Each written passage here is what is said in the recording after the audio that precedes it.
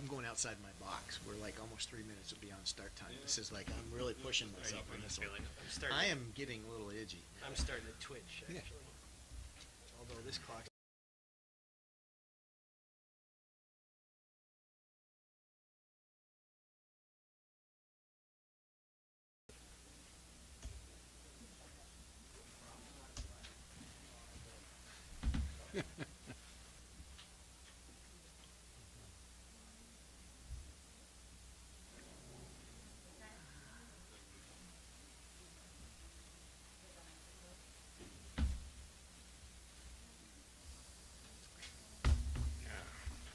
This is live stream. Yeah, they've started doing that.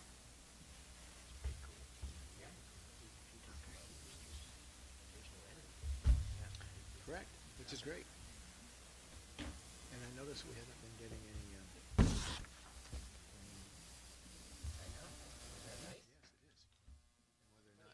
whether Sharon's filtering them.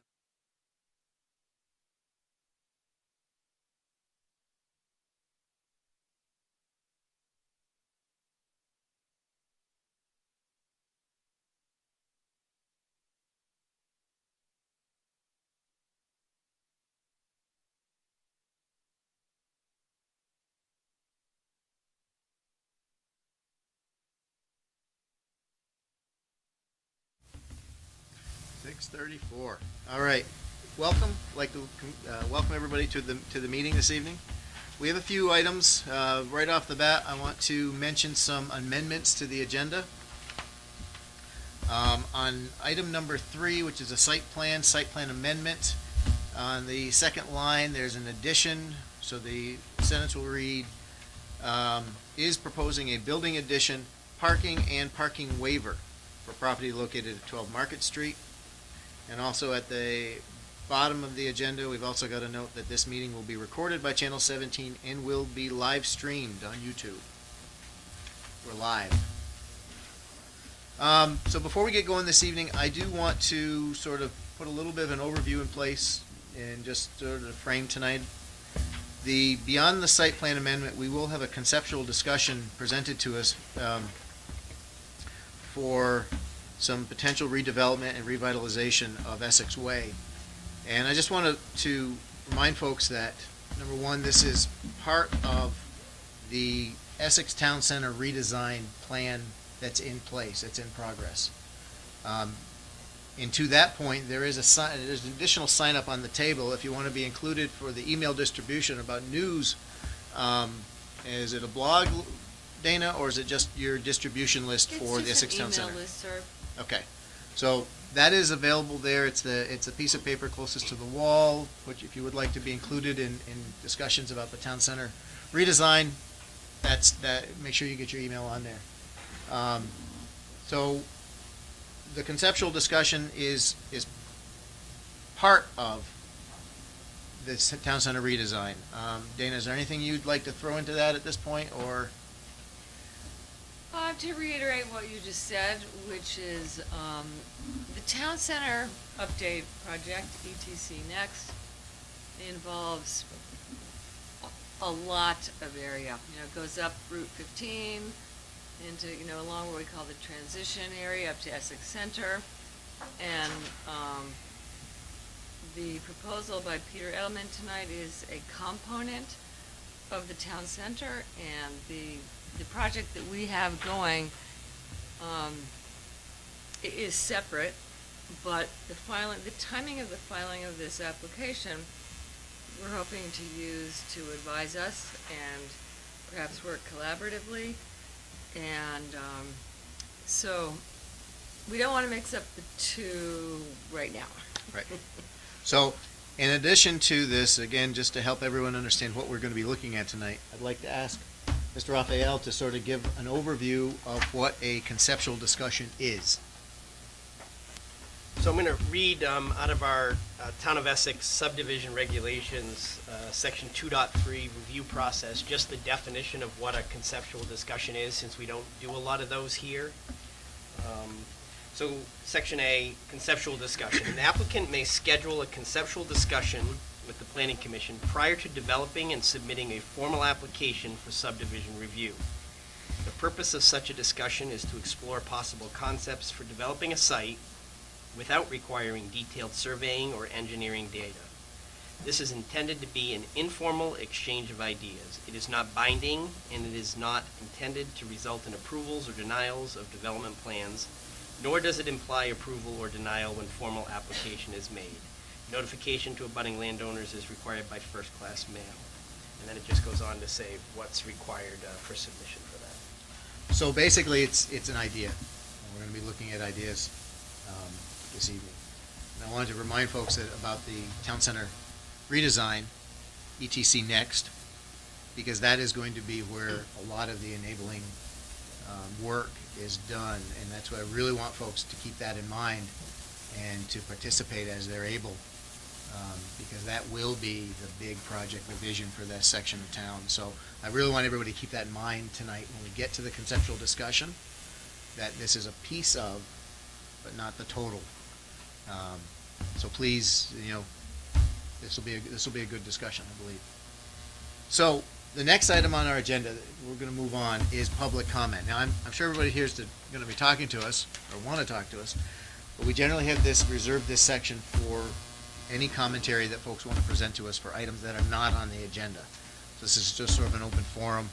If somebody wants to give us an idea, give us a discussion point or whatever. And hearing none, also want to point out that I think for the first time, we're trying to expand our technological presentation, and we actually have the maps that we're going to be looking at here are also on display on the TV monitor on that wall, which is a first for us to be able to do that for this group, and I hope that's helpful for people to be able to see what we're looking at, because we haven't been able to do that before tonight. So, Sharon, if you were able to set that up, thank you very much. You're welcome. And thank you. Before we get into the site plan amendment, I would like to make this kind of painful. I'll do it again before we get to the next discussion if I see folks rolling in. But I would like anybody who is apt to present any commentary this evening to please stand. I'd like to swear everybody in at once. If you're going to sit quietly and not say a word, you can say it. But if you're going to offer me any commentary, any discussion points whatsoever, please raise your hand. And that means anybody saying anything. And I have a good memory. Do you swear that any testimony you present this evening will be truthful to the best of your abilities? Thank you. So, item number 3 on our agenda this evening is a site plan amendment public hearing for Giles Willie, doing business as Vermont Systems, is proposing a building addition, parking, and parking waiver for property located at 12 Market Street. Sharon or Dana, from a staff perspective? So I'll kick off. Darren wanted to extend his apologies. He's the planner, and he took ill today, so he's unable to be here. He prepared the staff report, and he's most familiar with it, so I think what I plan to do is let the staff report basically speak for itself. I'll let Doug Goulet provide a history of the property, but I will bring out a couple of issues that weren't totally cleared up yet. One is the buffer, and I did place before you an email from Dennis Lutz issued today, 1:45, that spoke to the buffer. Dennis, the memo goes on to basically say that Dennis acknowledges that the buffer is meant to be for a visual for when a commercial property abuts a residential property. And there's been no studies for stormwater to go in the buffer, so he's basically, putting it back in the Planning Commission lap. His preference is to have them redesign and keep the buffer outside. And so that I will leave you with that. I will direct you to the zoning regulations, section 3.2, buffer areas and screening. Excuse me. And in part, it says where a commercial, industrial, or public use is adjacent to a residential parking district areas, residential district parking areas shall be screened to prevent glare from motor vehicles, parking, and lighting. So that's the intent of the buffer. It's located in the B1, so it's a 30-foot buffer that's being asked for. Number 2 goes on to state, on existing small lots in the business districts, the Planning Commission may reduce or waive the buffer area requirements if it determines that doing so is necessary to allow effective use of the lot and that adequate screening and adjacent residential districts will still be achieved. So I did stop in this afternoon. I didn't realize the memo had come in, and I spoke with Dennis, and he did say that if the Planning Commission was going to go with allowing the stormwater to be in the buffer, he would ask for a condition of evergreens or a strip of additional landscaping to what's there. The second issue, or unresolved, I think, piece, is that I'll look to Doug Goulet as well to speak a little bit, but Doug has been waiting for some reply from Public Works regarding the fire flow. And so today, Doug sent an email to Aaron Martin, a Public Works engineer, and they acknowledged that they received the fire flow calculations, but I didn't get any firm response as to what his opinion is on that. So I don't know if that's something the Planning Commission would like to condition if they were looking to maybe approve the application, or whatever you want to do. Just want to bring that out to your attention. So with that, I think I'd just turn it over to Dave Raphael. Why? To Dave, what are you Doug doing? Goulet. Thank you, Chair. Close. Awesome, Dave. Do- You like the pointer? Sure. Doug, go ahead. Yeah, Doug Goulet from Lamar Dickinson Engineering. Give you a brief overview. Before I get started. First of all, I hope all these people aren't here for this application. Second, we've got the project architect, John Alden, holding up the wall over there. Okay, and the building owner is Giles Willie, and he is in the second row behind me. Giles, if you want to hold up your hand. So they may be commenting as we go on the application. So let's first start out with the location. This is a 12 Marketplace. It's at the very end of Marketplace, which is a dead-end street off the end of Susie Wilson Road. This is a existing site plan that you see here. There's a parking lot in the front, a building that's been added onto over a number of years, and parking in the rear. And this area is an extended gravel parking area. There's a treed buffer here, 30-foot buffer here, and also here. It doesn't show up on this plan, unfortunately, but the south line and west line in this location is a zoning line. So this area is in the B1 zoning district, and around the outside is the R2 zoning district. So per the zoning regs, they require a 30-foot buffer because of the change of zoning, but they do allow for reductions to 20 feet. We can talk about that a little more later on. So they've got 60 employees in here, and basically they're very overcrowded and need to expand. So the proposal is to put an addition on the west side or back of the building, extend some parking back there, and also put a new parking lot in the adjacent property to the north that they also own.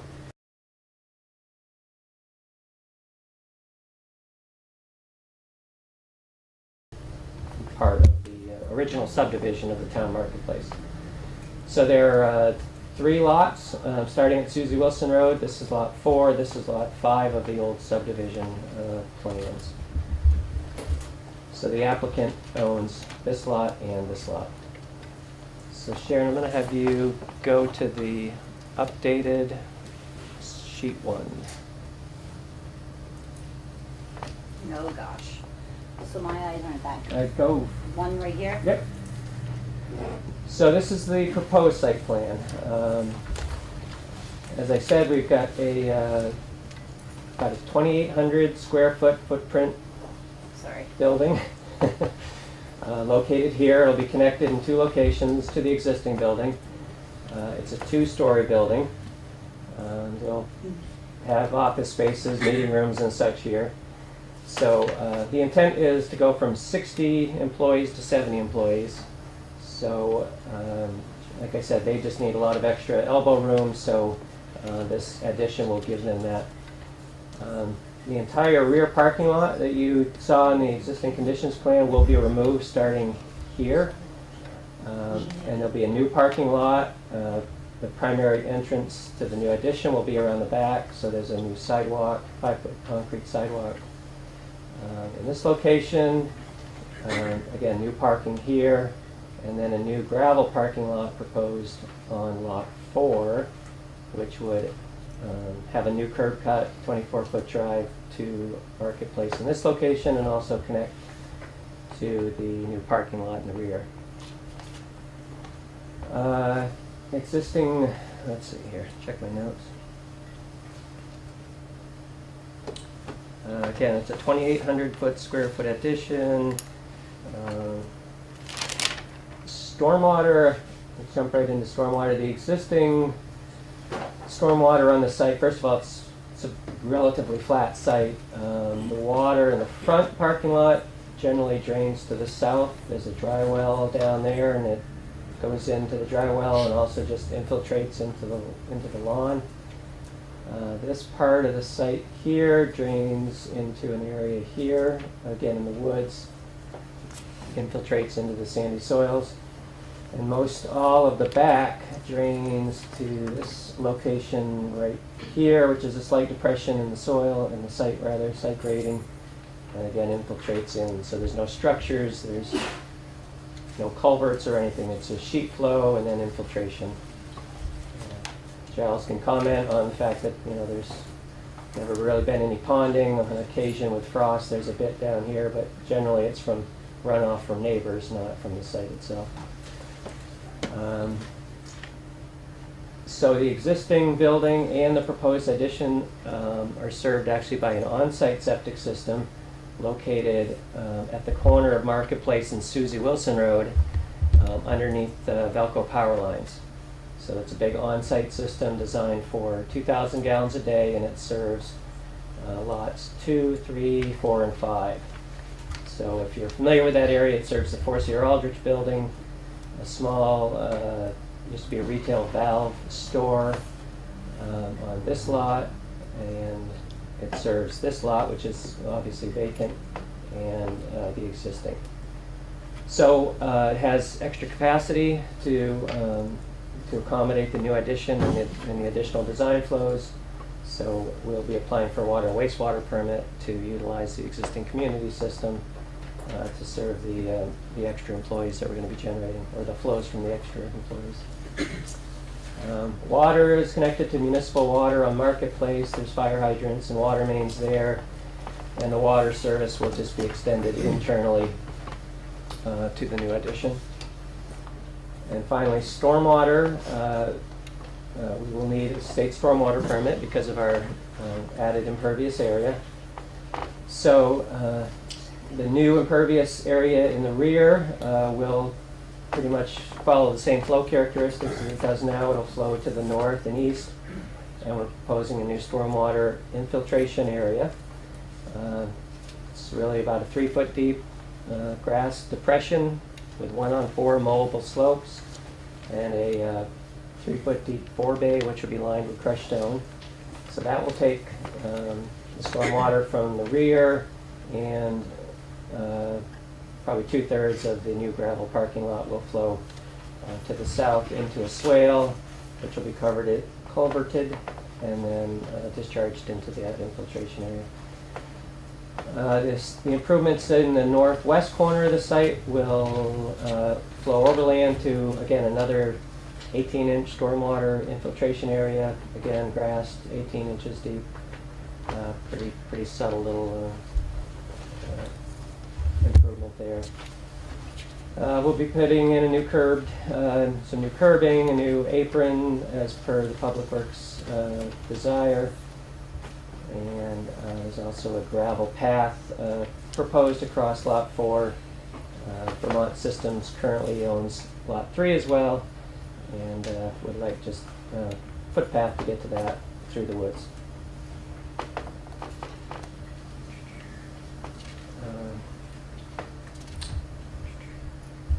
I guess while we're on this sheet, I'll talk a little bit about the Public Works concern with the, actually, Sharon, can you scroll to the left to get the right hand?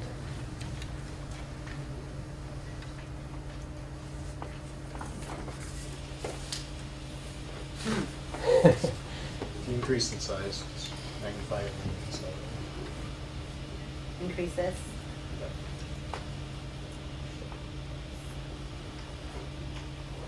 And just. Scroll, get yeah, your if you right can, here. yeah, scroll to the left maybe. Uh-oh. The arrow keys as well. Use the arrow keys.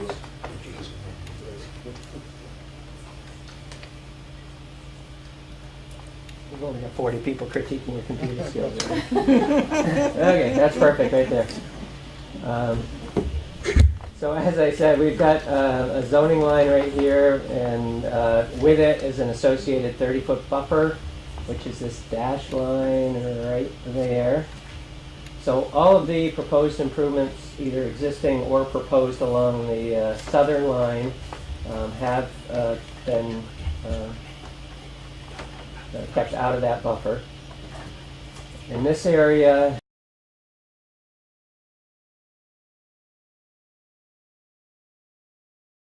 .30-foot buffer, and we feel that's an acceptable encroachment.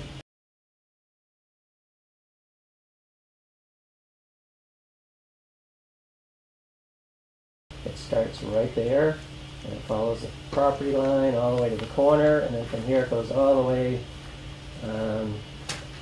to the front parking lot, plus even a little further. So that offers a substantial visual screening from the neighbors. The Eddy property, in this location, their house is over 100 feet away, fronting on Pioneer Street, so this is all just backyard area. There's no structures. There's a shed here, but the actual primary house faces southerly and is a substantial distance off the plan here. So again, the zoning allows the buffer to be reduced to 20 feet if you're proposing plantings of higher than 5 feet, or a fence of greater than, or a fence of 5 feet height. So again, we've already got a 6-foot fence there, so we think this is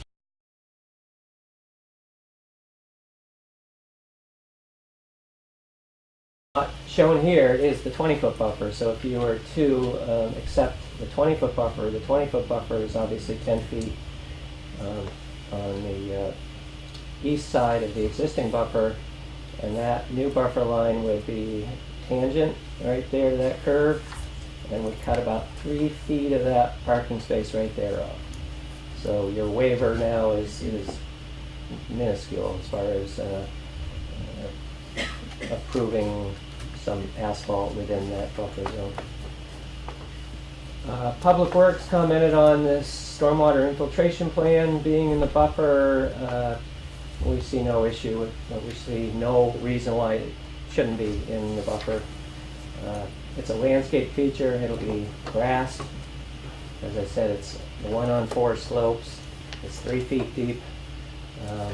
It's a pretty inconsequential feature.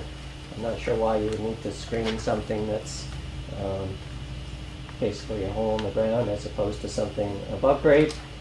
We also have a berm, small berm here to prevent any surface water from entering into the Eddy property. As I said, we've got a deep forebay. We just don't see this as an issue. Public Works suggested we landscape within the 30-foot buffer. We certainly could do that, but with a 6-foot fence, I'm not sure what advantage that would be. Seeing how the landscaping would be on the back side of the fence, if the concern is the Eddy's visual appearance of looking at a 3-foot grass depression. So we really would like to get you to approve this plan as proposed. We've already submitted to the state stormwater folks. Haven't heard any negative comments yet.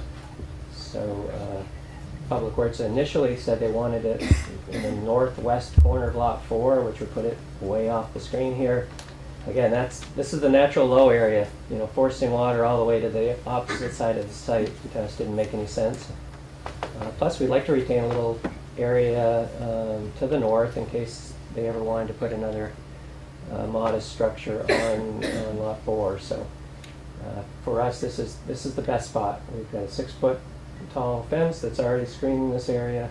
This is already the natural low spot where infiltration's occurring already, and we see no reason why zoning would not, certainly doesn't address stormwater infiltration or stormwater ponds as being prohibited from the buffer. Doug, just, Yes. you said you looked the staff report as written, about the proposed conditions. Do you have any changes that you'd like to see in there? Or before we start questioning, I just want to see if there's anything to call out that you... I don't think there's a proposed condition with specific to this. I'm talking for the staff report.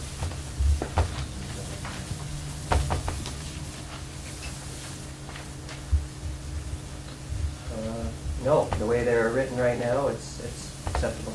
Okay. So, moving on, the last thing I wanted to do is maybe go quickly, share into the landscape lighting plan, which is sheet 2. The new sheet 2? Yep. It's not like the old sheet, too. Is that it right there? Yes, ma'am. I don't think, Make it bigger? no, that's fine. It doesn't.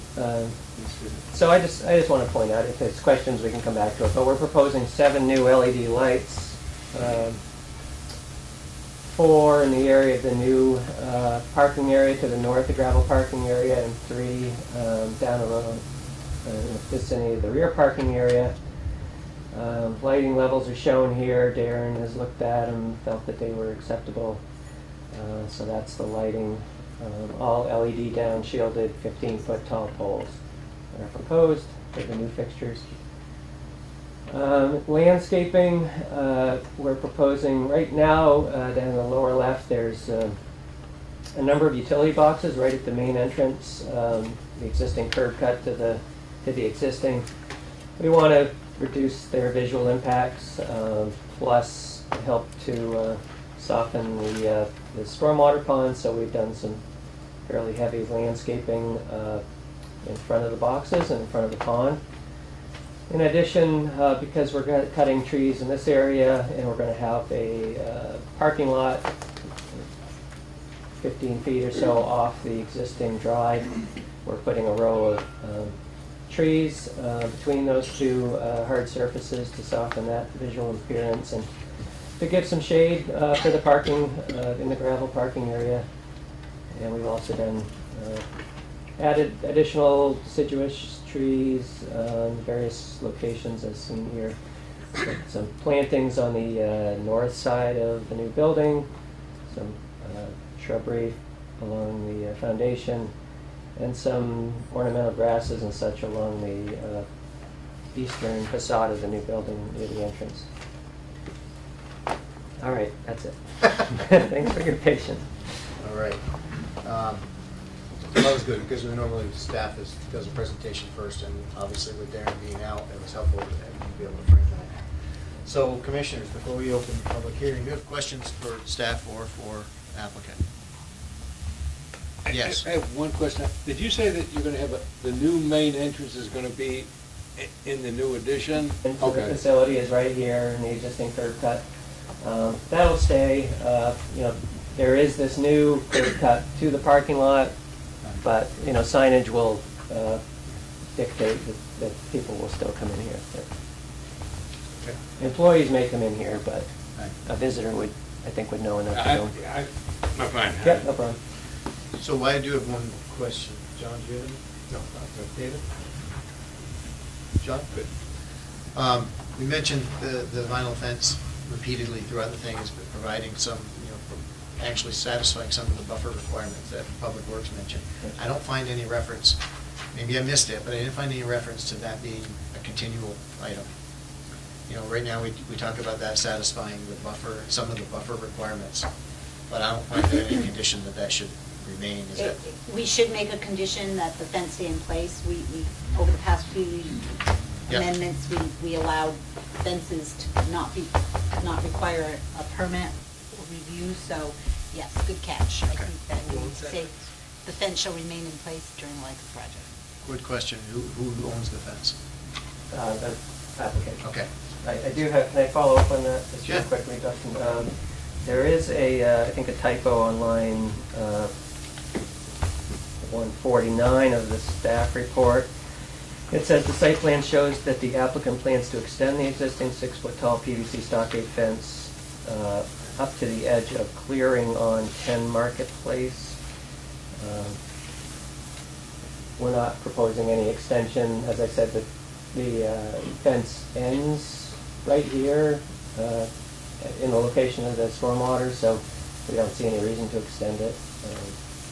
So I think Darren must have just misinterpreted plans, but So would you suggest just striking that sentence? yes. Okay. Any other thoughts or questions? I have photos of that too, if anybody cares to see the fence. I would take a motion to open the public hearing. Move we open the public hearing. Second. Moved by Josh, seconded by Ned. All those in favor? Aye. Opposed? Motion carries 6-0. If anyone has any questions or comments on this application, this is the time to raise your hand, be recognized, and make your statement. People did a lot of wait and they didn't sign in.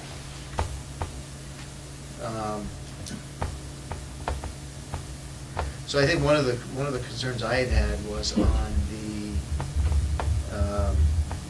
using the stormwater as having it located adjacent to the property, the Eddy property, because I do know from past applications the issue with water in that area of the community.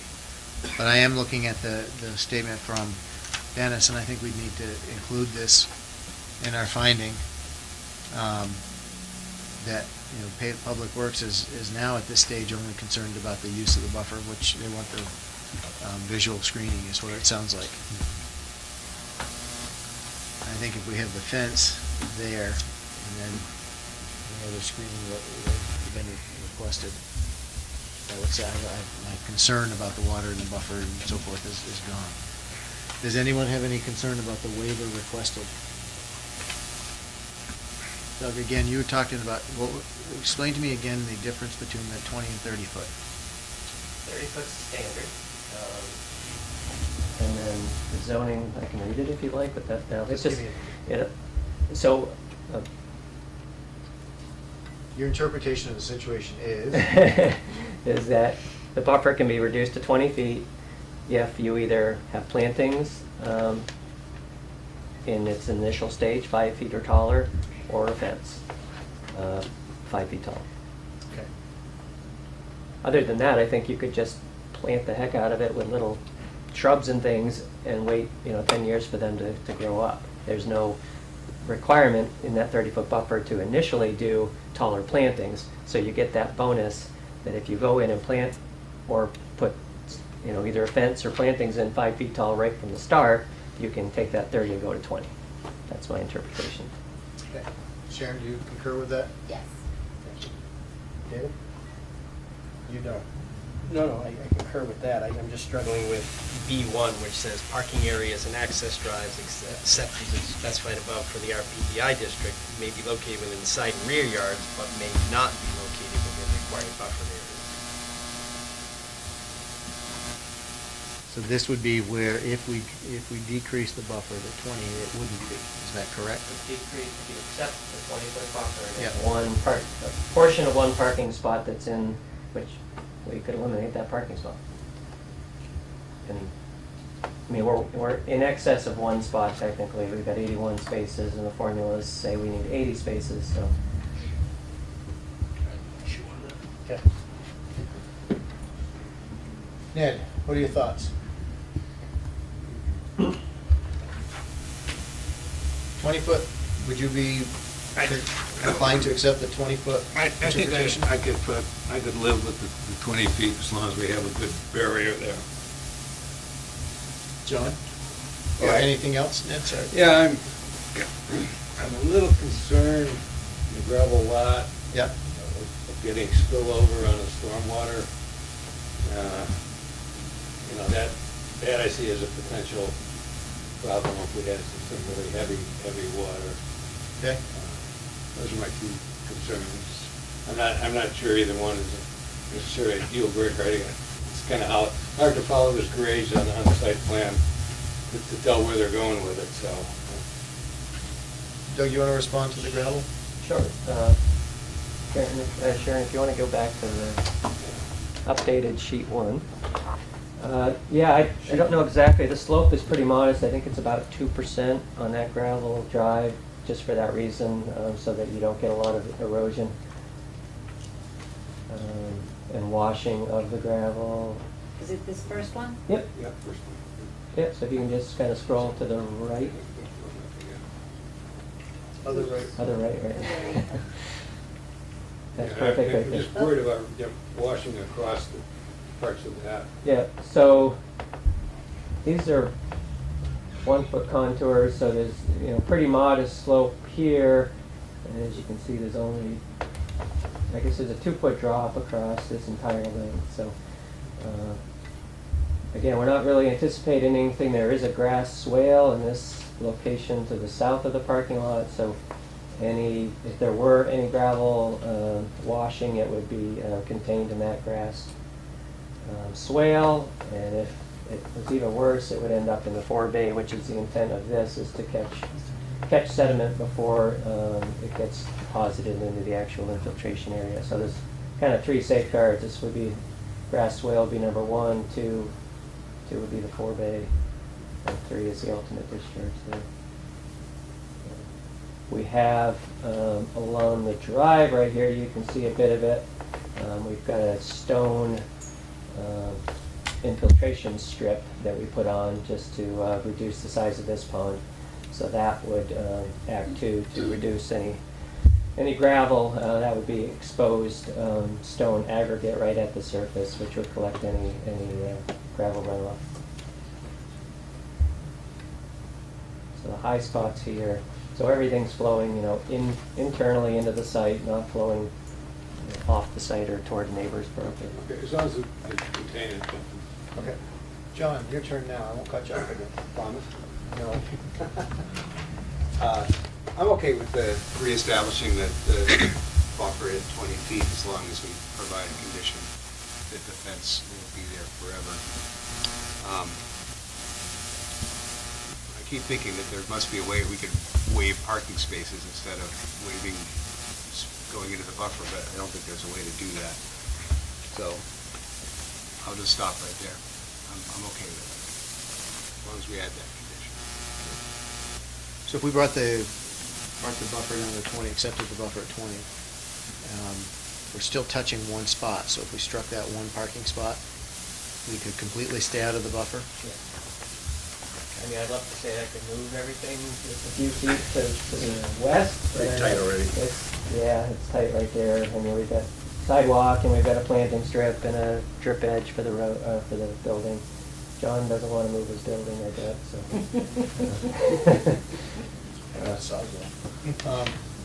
Josh? If Dennis has said here that the visual aspect of the buffer is the most important, then I think the condition for the fence, like you said, would be fine, and I'm fine with moving it to 20 feet and then striking one parking spot. I remember you were one above what was required anyway, right? That's right. So that shouldn't be a problem at all. They'd still be on the requirement. So I'm good Okay. with all that. David? I shouldn't be reading because I keep finding stuff. So, number 7 says, if decorative fence is used as part of the screening on the buffer area, said fence shall not be more than 5 feet in height, shall not be more than 10 feet from the affected property line, may not be completely opaque and shall not be continuous along the entire stretch of affected property line unless the planning commission determines that a continuous fence is necessary to achieve the purpose of this section. We got a 6-foot fence and a 5-foot allowed, so we're gonna have to find some way to. Is it decorative? Very. You don't want to say that. Wrong answer.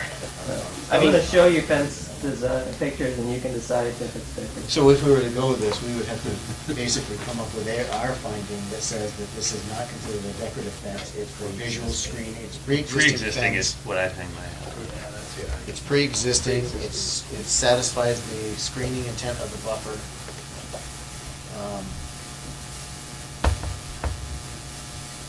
The condition could also say the fence would be retained 5 feet or no lower than 5 feet. It would be tough to modify that. Yeah. Yeah, it's already. Yeah, I'm already chewing that, but okay, never mind. If you see the photos, you'll know it's not really. So to answer, I don't have heartburn over this. I think if we condition this appropriately and make it clear that we're trying to screen for the neighbor, I have no issue with the 20-foot. I think that's clear. Okay. We can work around this. Okay. John? I agree. The fence, maintenance, making sure that stays in place is one of the key things. And based on the regulations, I can't find anything that, they're doing this to make effective use of the lot, which is exactly what the zoning reg states. And providing adequate screening of the adjacent district, so I'm good with it. Okay. Anything from staff on this? So I would just, one comment that I wanted to put your way is, I heard testimony that, in the future, another building might come on. It might be the planning commission wants to make a finding or something, to reevaluate, which would probably be done with a new site plan and any of that, but if I wanted to put it on the records in case, for some reason, you were to go forward with this and the stormwater was causing issues, as Dennis, suggested it could.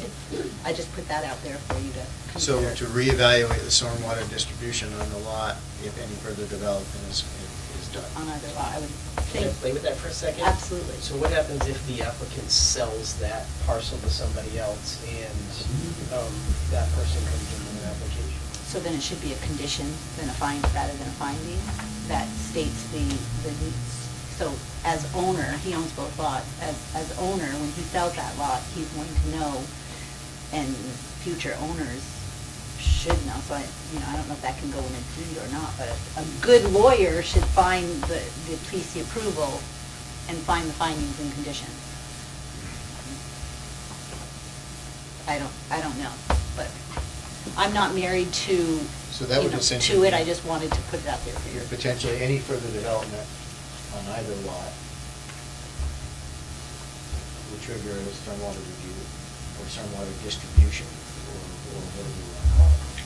I think there's a condition that requires an easement in the future if a lot was to sell, and maybe something would be added to that condition that speaks to the stormwater is built in. If, Starting to get into that dance of, I- they're gonna get a state stormwater permit. right, Dennis, so if Dennis didn't weigh in at all, they get their state stormwater permit, they bring it, we're good, slam dunk. so maybe your waiver is granted for one building and a reevaluation of future structures? What waiver? Well, the 20-foot, I'm a little bit confused, I have to admit that the waiver requirement is 30 feet, you're allowed to go to 20, but that's still a waiver.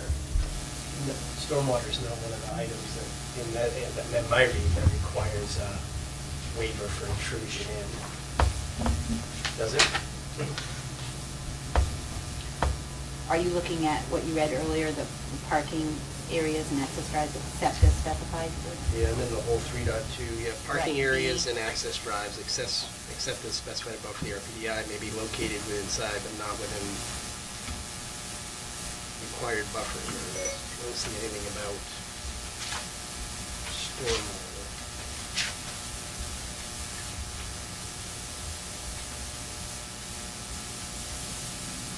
I mean, really, if you look at 3.2, the kind of the purpose Right. of buffers and screening. Right, is for Shall be visual. screened to prevent glare from Right. motor vehicles and parking. I mean, it's really designed. For that, right. Right. I agree.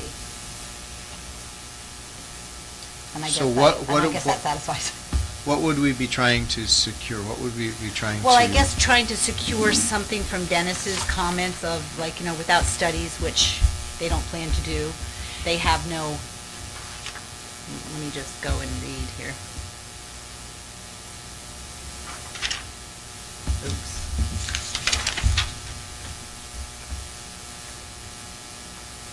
So it's just that it hasn't been determined, what the effect is, hasn't been determined for these Right, parcels. I mean, right. In speaking with them, he understands the condition, and that probably our regulations need to be tweaked, so that's going on the list for future. But his preference is that it's not located in the buffer because he doesn't have any history of, without studies. So, I mean, again, I think, the distance shown from the abutter is adequate, and I personally am not against putting it there, but I just don't know what, all of a sudden, a second structure. So if a structure is put on the property, it has to come back, would it have, I mean, we could say that Yes, any it has further to come back development for on site plan. any further development on either lot needs to come back for review, site plan review. Well, and that's a given, I don't even think you need to do So, that. but that would cover, Well, I just wanted to put it out Yep. there for discussion, so. I think it's a good point, but I don't know if we come up with language that. I And don't know maybe if we it's can just be- in the finding that, future stormwater issues will be determined during a site plan amendment or a site plan. Okay, that seems legit. Okay, not seeing anyone asking to provide commentary on this project.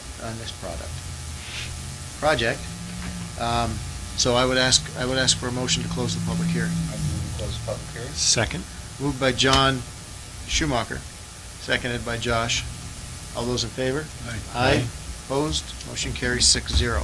Public hearing is closed. Gentlemen, and staff, do we have any outstanding questions at this point? Just one for us to make sure it's on our list. We have the uniformity ratio as a to-do on our list, right? To take off or to deal with. This is another application that breaks the 5, 1, or 7, whatever the uniformity ratio is in our regs. We're not talking about it. Reviewing the lighting standards have been on our list for All a right. while. And I'll leave it alone. So we need to provide language to accept a buffer of 20 feet. Can I ask a question of the applicant first? Yes, you may. You've offered to give up a parking space to not require a waiver into the purported reduced buffer of 20 feet. Is the design of the parking as it is now, does that impact any of the safety and turning radiuses as the parking lot's currently designed? In other words, I'm asking you, do you want to keep the space there? Because at this point, we're talking about such a small, Doesn't really matter, to be honest with you. Just do not change the plans to give you an honest answer. So Commissioners, I'm hearing that we've got buffer, fence, parking spot, and a sensitivity to stormwater management with regards to future development on either lot. Am I missing anything? Do we want to address the fire flow thing, or do we think the email is sufficient? Because that was sort of, Thank you. that was a very small something, and Yeah. I'm rereading it right now, and it Yeah. said, Public Works recommends that fire demand calculations be submitted for the approval. And then we have this submission letter, and then Aaron Martin says they acknowledge they've been submitted. So I think he was just saying like, yep, we did it. Right. But I remember we We need a had. final answer from Public Works that we don't have. So if the commission so desires, we can condition it so that it's resolved between the applicant and staff. So the condition that fire flow be submitted and accepted by Correct. Public Works. And fire. Well, Right, 'cause- By staff. By staff, yeah. Because Aaron definitely acknowledged, he's Yes, like, I acknowledged yes. it, and since their original thing had said, Yes. we'd like to see it. Yes, so either your So there's- choices are to condition it or continue, and again, I would condition. Yeah. I think that's usually something we can, if we're just looking for them to accept it. Do they need to approve it? Yes. Okay, so accept and approve. Mhm.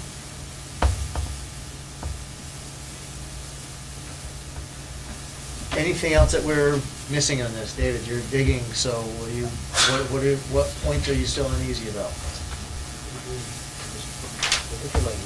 Okay, so are we prepared to make a motion yet, Dave or Josh? Did I use two names that time? I meant to use just John. I approve. That was very nice of you, Josh. He yielded that to you, John. I thought you said John. I thought you said John. Yeah, you yielded to John. That was very nice. It was very. Is anyone willing to take a whack at this motion?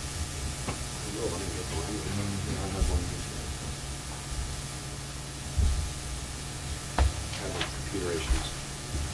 I'll tell you what, I'll take a whack at it. Sorry. I'm impatient, that's all. Well, I got So I'm gonna move that we approve the application as presented with language in our findings section stating that we support the reduction of the buffer to 20 feet for language for the requirements as listed in the zoning regulations, that it meets the buffer requirements, or I forget the language that you pulled out.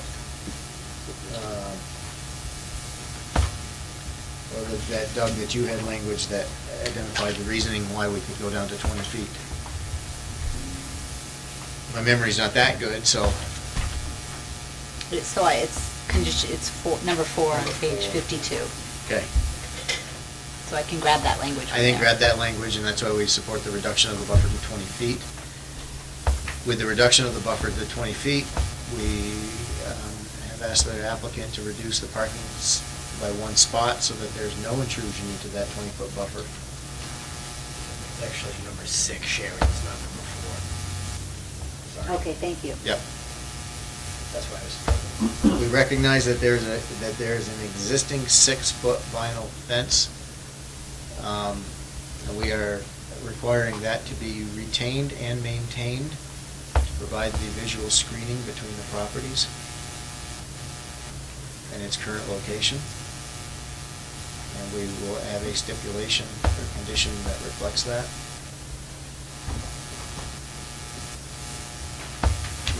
We acknowledge that the fire flow calculations need to be submitted and accepted by staff as a condition of final approval.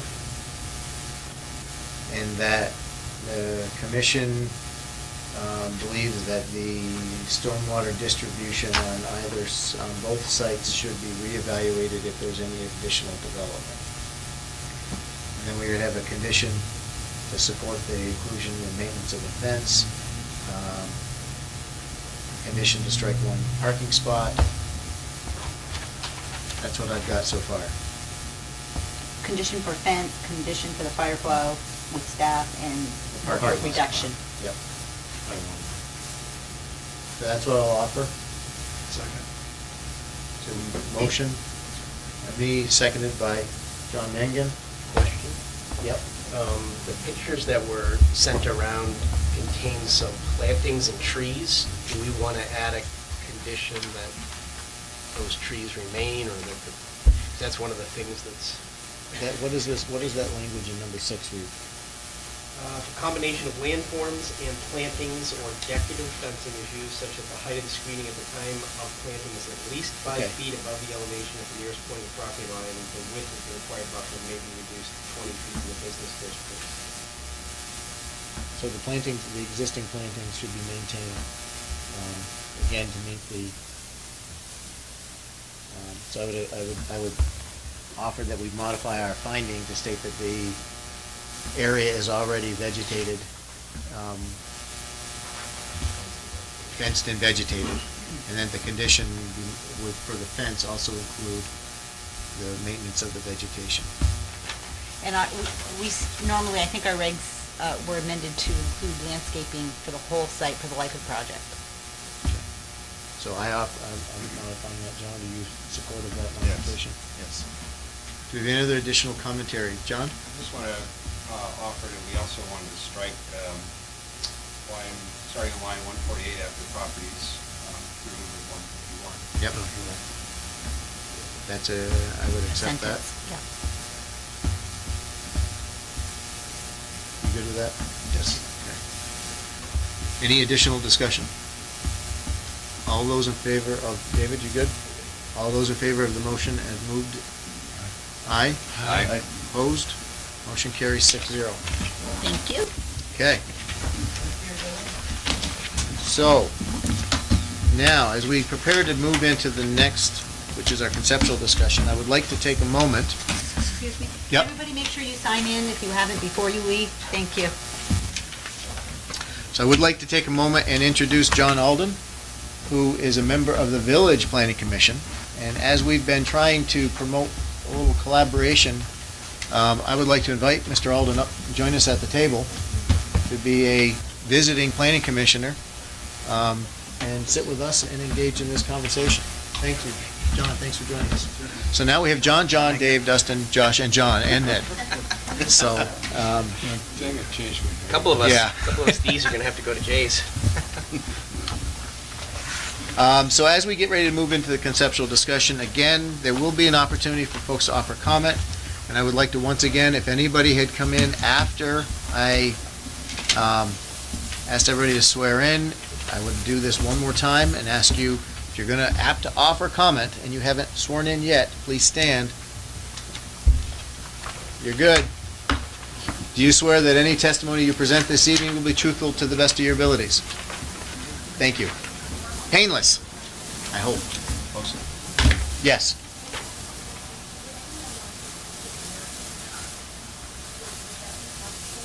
I have no clue. Staff?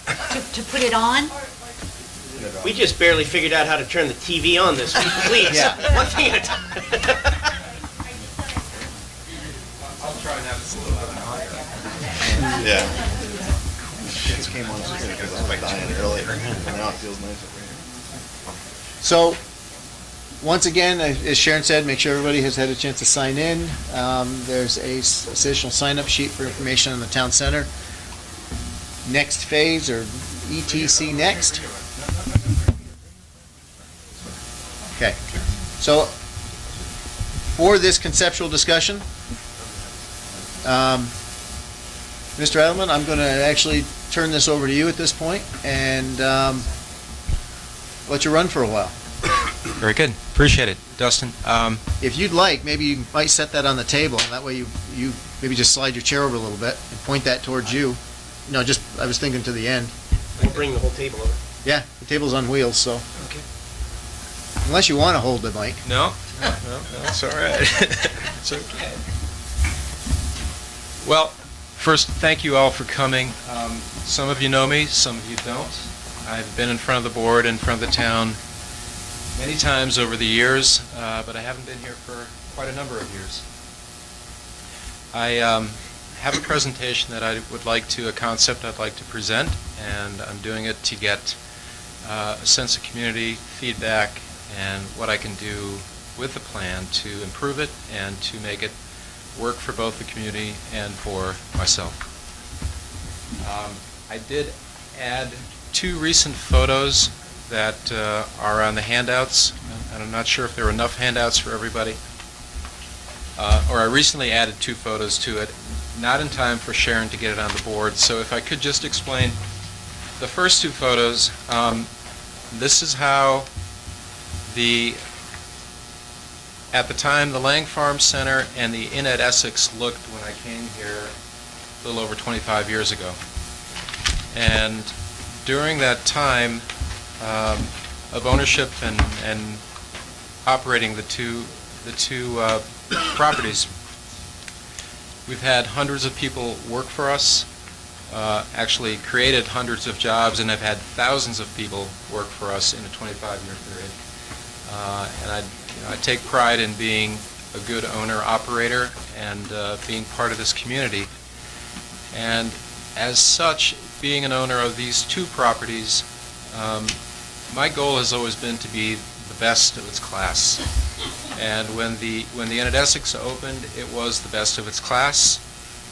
We've expanded it over the years, turned it into resort and spa, and it was getting a little ragged in the last couple of years, quite honestly, and we are just completing a renovation of it to once again make it the best of class, I believe, in all of Chittenden County. The shopping center at the time was, when I got involved in '93, it was a center that had been built as just a local, regional shopping center. And the idea was, let's do something special for the community and for us. I have a new idea. I want to bring in an outlet center. And at the time, the outlet center of that scale and size was market relevant, and it made some sense. But as we found out over the years, it's never really been large enough to be a true outlet center and a true successful outlet center for the retail industry. So during that period, I also came before you and presented plans to develop and build, again, the best of its class movie theater, and the first true modern movie theater in the state of Vermont. And after 7-8 years, I added to that to bring in the T-Rex, which is still, I think without question, the best movie experience in the state of Vermont. And when I look at the shopping center today and I see what's been happening, and it's no fault of the market here specifically, it's a trend of the industry, it's a national trend. The center is looking ragged, and something has to be done. Either I have to redevelop the property, or if I keep it as it is, it will continue to deteriorate. At some point, I either am going to have a lot of vacancies, which I have some now, or I'm going to have to bring in a lower caliber tenant. That's not going to be interesting for us and not an attraction for the community. I think the opportunity here is to have a center that is something that we as a community and I as an individual and my family can be proud of, and that is sustainable. It's a calling card to the community to bring, to attract businesses, to attract other companies to locate here, because when a company chooses to locate in a particular community, they want to know what's here for our employees. What's the attraction? Why should we come here? And having something that is vibrant, that has character, is always an attraction. So in the last 2 years, I'll just digress for a second. I kind of give my credentials as an expert, quote unquote, in the outlet industry. I work around the country with other developers, some of the top developers in the country: Rockefeller, Tahone Ranch Corp., Goldman Sachs, Federal Realty, and DDR. These are all the best of their class developers in the country, and they bring me in to be their consultant for both outlet leasing and also concept development. One of those projects, one of those developers is Federal Realty, and about 8 years ago now, we worked on a concept and a plan for a town called Somerville, which is a suburb just outside the city center. At the time, Somerville had the reputation of being Slummerville, and Federal Realty had the foresight to acquire a large piece of land, and they brought me in and my company in to help them develop a concept and to do the leasing for it. And I would invite any of you, if you ever go to Boston, take a look at it, and that'll give you a sense of the direction that I would like to take my center. It's of a larger scale, but it's Boston. But a lot of the elements are similar to what we're looking at here. And what I'm looking to do is to create the plan that you see in front of us, and that is to provide additional housing of a density that will help support the businesses, There will be approximately the same amount of commercial square footage that currently exists. It's a redevelopment of an existing site. The ability to go with the density will actually allow us to provide more human character to the project, to bring in more green space to the project.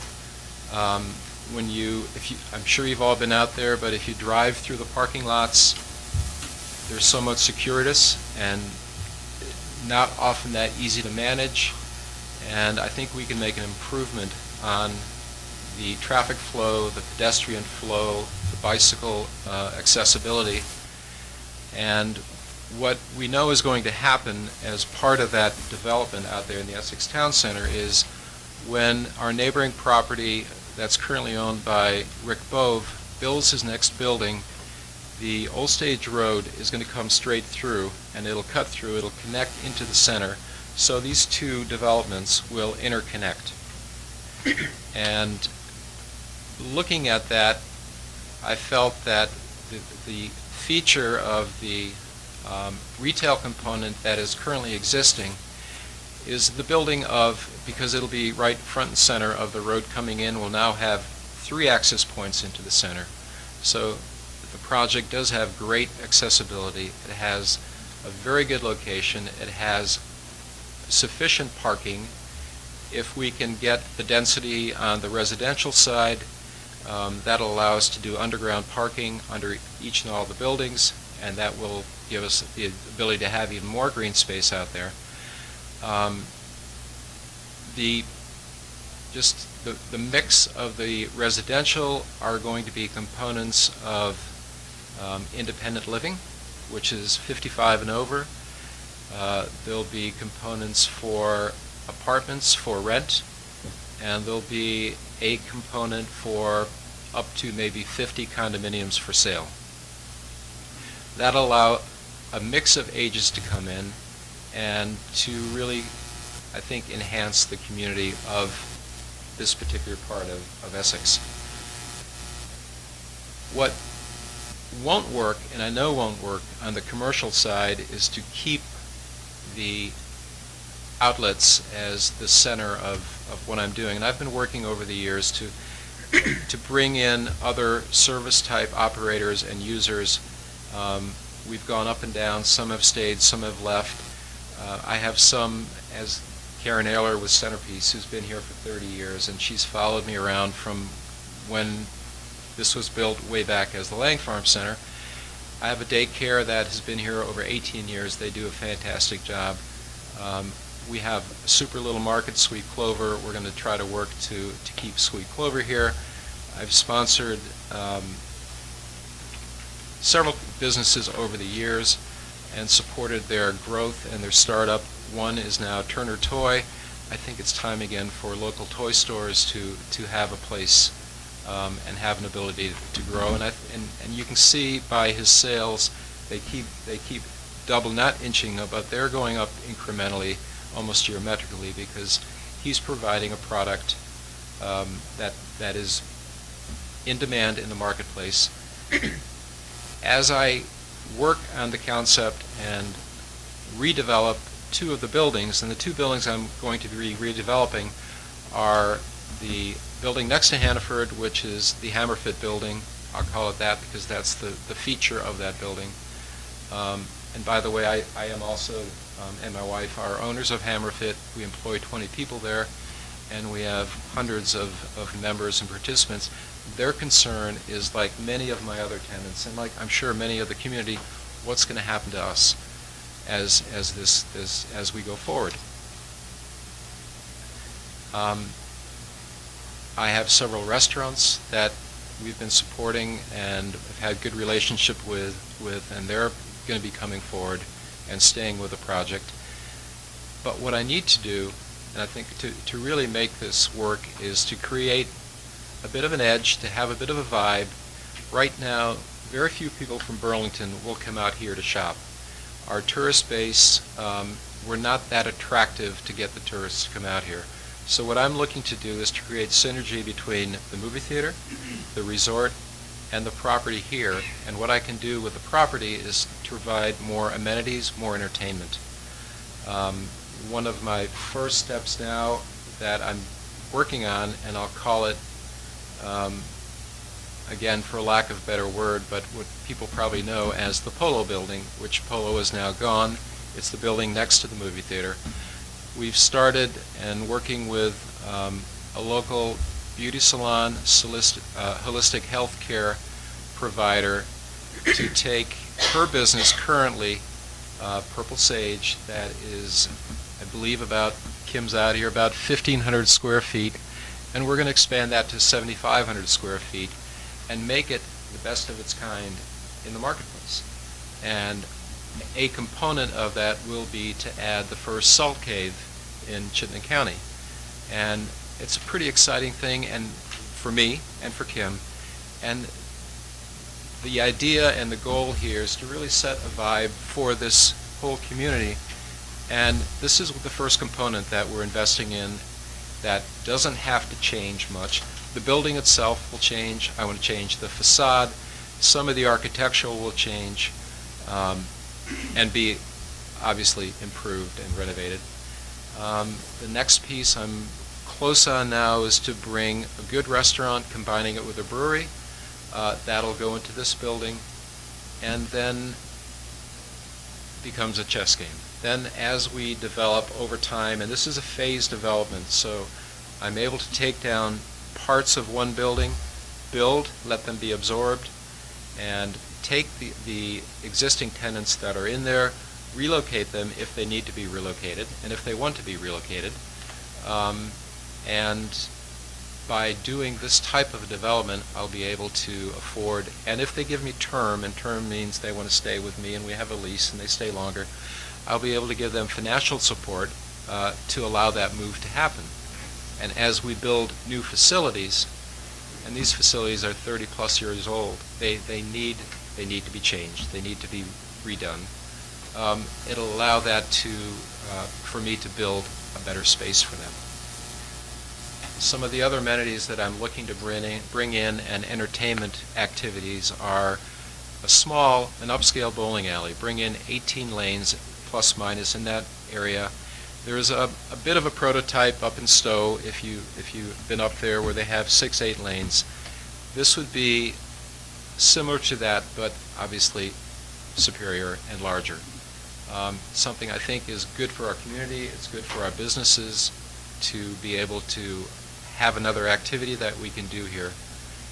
In front of what used to be Rustico's, and my wife and I were the owners of Rustico's, and we've tried over the years to do different things to bring something special to the community. It worked for a while, it didn't work forever. But in front of that particular space, I'm planning to put a large, and it'll mean changing the parking lot, put a large ice skating rink that can be a skating rink in the wintertime, in the summertime can be a farmer's market. As part of that structure, I would look to bring in and do a small amphitheater bandstand so we can bring music and bring some life and activity into the center. This is everything that, many of these things we're missing out there. There's no real life and soul to the center, and my goal is to bring that to the center and to the community. And we've now got a beautiful new Hannaford's, we've got a great movie theater, and in between you have something that's in dire need of improvement. So that's in concept what I'm doing. I know there's going to be a lot to be discussed and to work on and to make it work. I do have Paul O'Leary here, who's been with O'Leary Burke, who's been our engineer ever since we got started in Vermont, and he can address just some of the critical structural and infrastructure potentials and needs and requirements and where we are. So I'm happy to answer questions now or later, but maybe it's best for Paul to present what he has, and then Let's go through as much of the presentation as we can, and then we'll open up. Great. And I think Okay. we'll do some back and forth. That way we're able to ask about the whole presentation instead of just pieces. Okay, great. Thank you.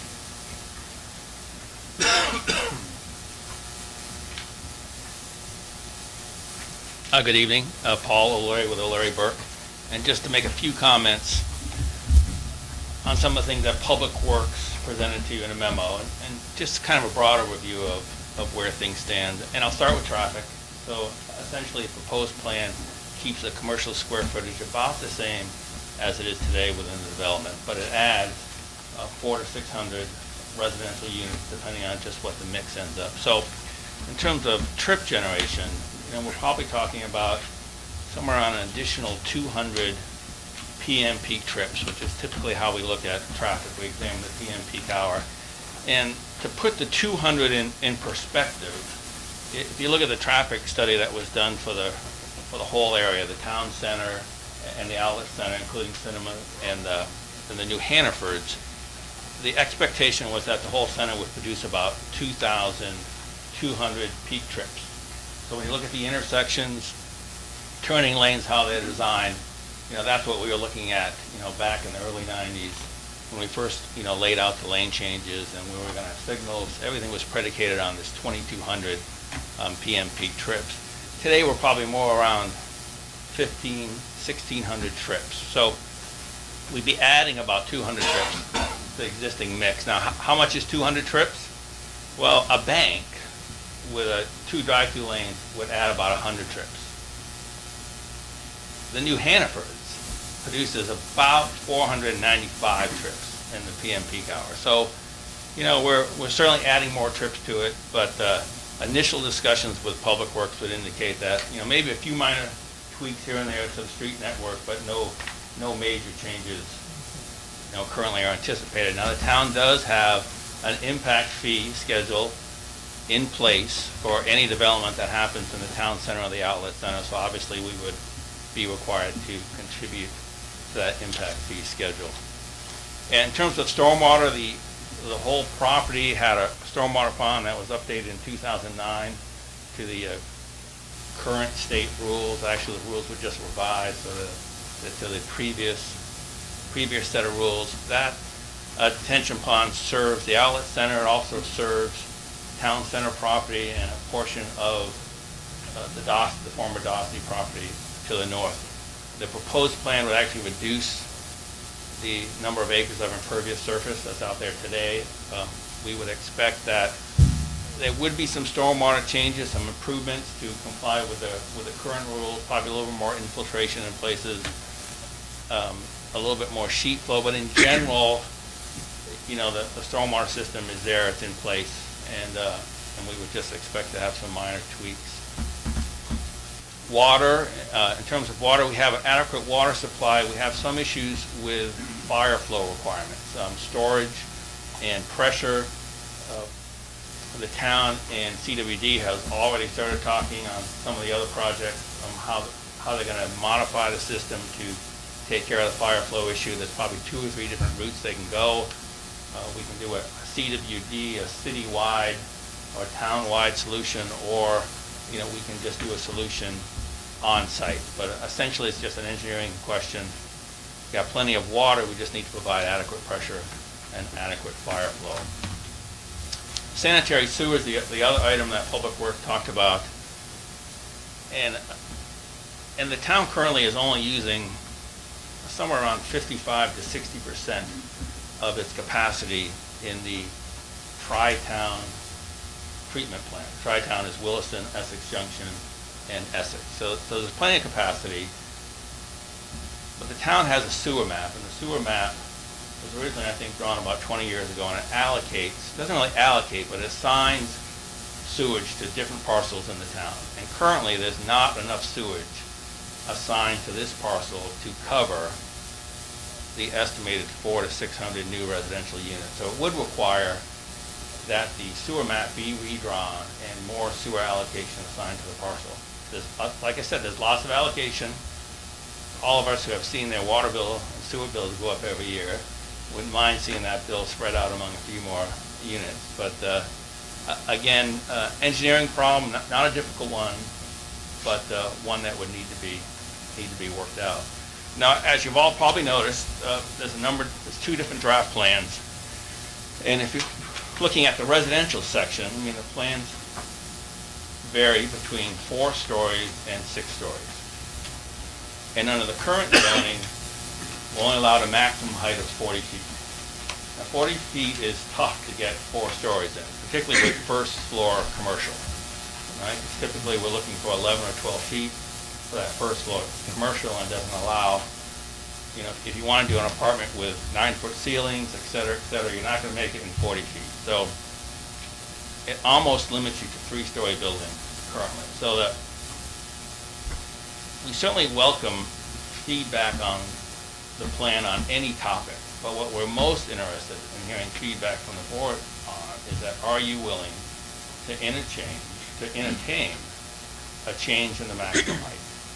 Because that's the biggest outstanding issue that we have going forward. We don't have a density problem. We don't believe we have a water, sewer, or storm or traffic problems. We could come in next week, you know, with a plan for sketch plan approval if we stay to 3 stories. But obviously, we don't feel that 3 stories gives us the density that we need to make the center vibrant and make it practical in the long run. So it's not just a matter of having enough units to make it worthwhile for us to do it, but it's also a matter of having enough units and having enough people in the center so that it does seem vibrant, so that the local coffee shop or the local bagel place, you know, could come and could survive here without depending on drive-through traffic.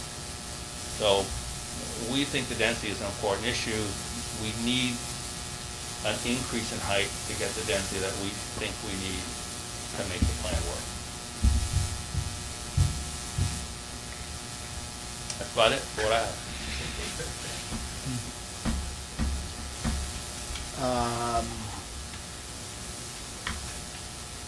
Commissioners? Lots. John? How many units are we talking are making up the difference on that 4th floor? How many are on the 4th floor? How is that adding? Well, the plans are between 400 to 600 units, so not, for instance, most all the buildings are at least 4 stories. I mean, if you limit us to 3, I mean, we're gonna drop maybe 30% of the units. Okay, so it's a direct percentage drop basically. Yeah, unless we, you know, we can always look at more floor area. We can put more building out there and have less green space, but that's, you know, that doesn't seem to be you know, the best scenario. Now, if we look at, you know, similar projects, you know, if we go to Colchester and you look at Severance Corners, I mean, those are all 4-story buildings. If we look at the recently approved Cambian, I don't remember what the last name is, but the project just approved on North Avenue, I think they have 735 units, and they're primarily all 5-story buildings, you know, out there. Even if we look into the village, if we look at the Riverside and the village, they've done 3 or 4 large buildings lately, and they're 4 stories in the front, 5 when you go around to the back. So certainly, you know, asking for a 4 or 5 or 6-story building, you know, isn't unusual in Chittenden County. So, to that point, you know, Severance Corner is a good example. That's, was a field that all of a sudden you get these large buildings that popped up, and now they're pretty big in mass, and it's obvious from Route 7 that they are.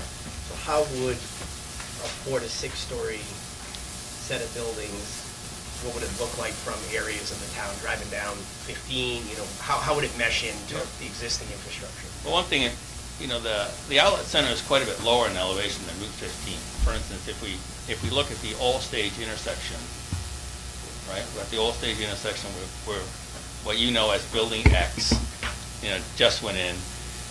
Basically, there's about a 20 or 25-foot height difference between that building and the outlet center. So, for instance, a 3-story building, the 3-story building G that both got approved, roof height would be just about the same as a 5-story building down on the outlet center. So if you're on Route 15 and you were at roof height in the town center, you'd essentially be looking right across at roof height on these proposed buildings. So as you're driving down 15, it's not like you're going to be looking to your right and seeing this monster. No, you're not going to be able to see anything as you get on 15. Certainly, once you get within the project, you know, you drive into the main entrance and you're going to see a 4 to 6-story building, depending on, you know, just where you are. But from Route 15, it's not going to be quite the same view as what you see at Severance Corners, for sure. And certainly not the same view that you see if you drive through the Five Corners, you know, with a new building, which I believe is, what, 5 stories, John? Or it has a little loft on it. Yes, yes. John, what do you give any thoughts on that? Well, as a guest, I'm a little, I haven't maybe gotten all the material that everybody else has, but I'm, as you may know, I still, looked at the regional planning issues and the density issues, and I'm generally in favor of seeing density show up in the right places, and for me, this is probably the right place. I'd rather see it here than somewhere else, for example. I'd rather see it go up where we can manage it than have it sprawl out somewhere where we're having trouble managing it. So, I just moved my offices to just behind Hannaford, and we love it up there. I mean, it really has a nice feel. It's starting to improve all the time. There's more and more things to walk through. I park my car. I just walk everywhere all day long. So, I really feel that energy that's coming along up there, and so I would encourage us to be open-minded but careful about how we continue to see that, I call it a growth center, I think you probably would too, see that continue to develop, because I think if it's done carefully and the architecture is good, then it could be a real nice thing for the community. Thank you. Ned? I think it's good. I think, the engineering issues are probably will probably force you into some staging that you're probably already considering. Given the engineering challenge, you probably can't do it all at once. I suspect that some people will be a little bit put off by the scale and the size, but me personally, I'd rather have a good-looking 5-story building than some of the 3-story stuff that we already have up there. How you really feel, Ned? Ned, do you have opinions about some of those buildings? Excuse me? Do you have opinions about some of those buildings? I just,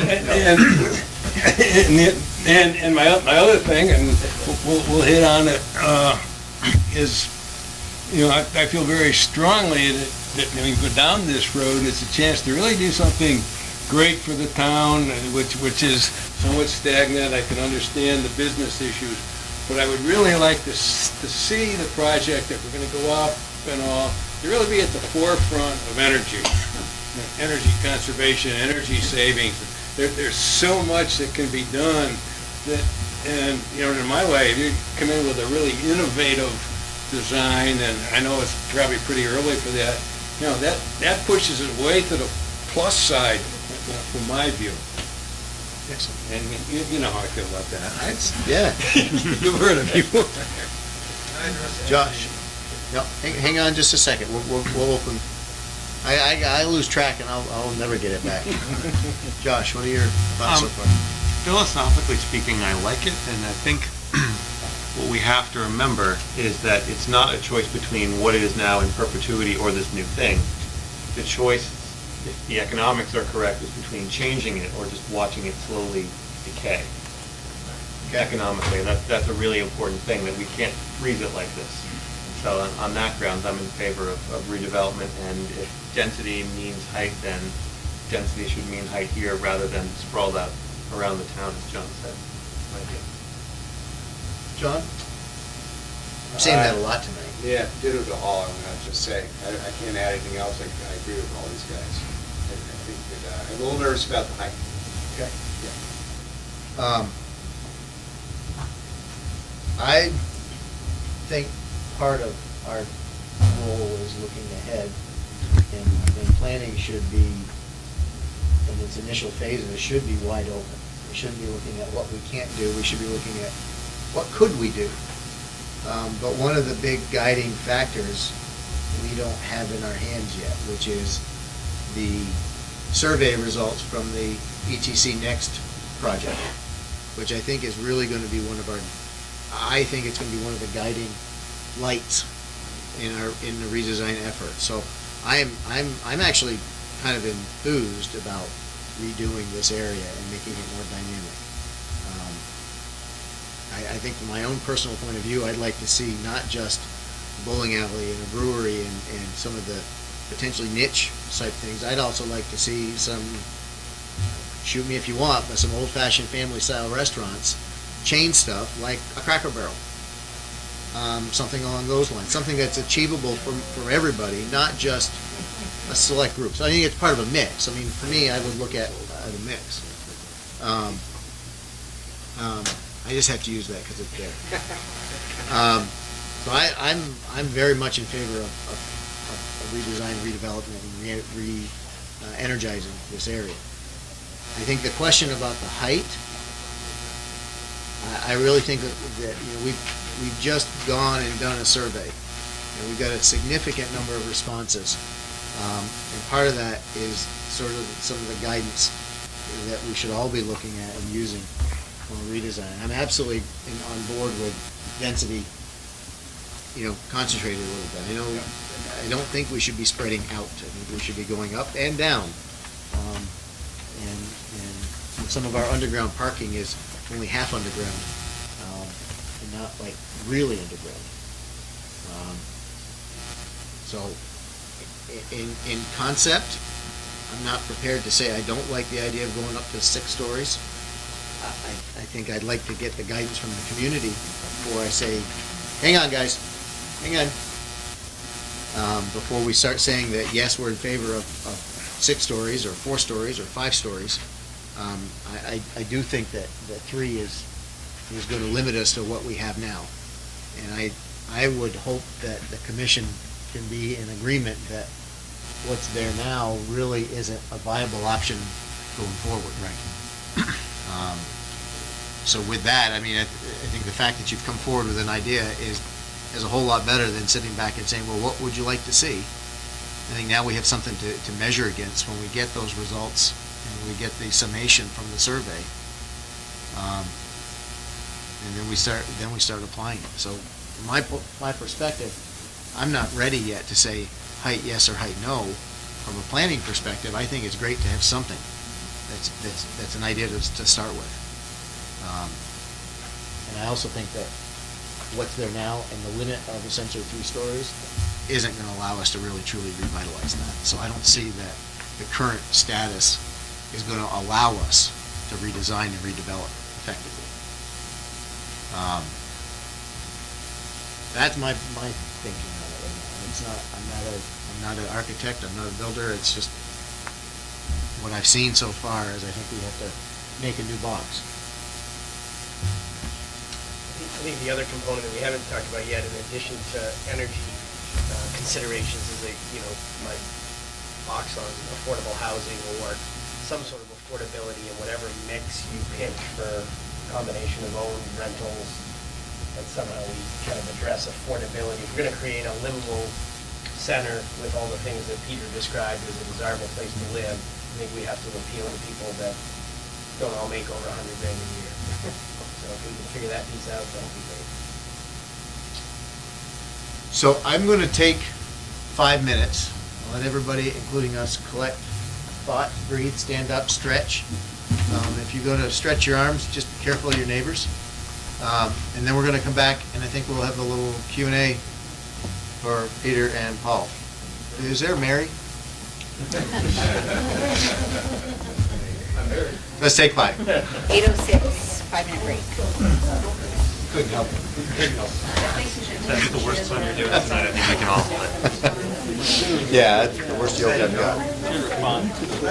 Should miss it.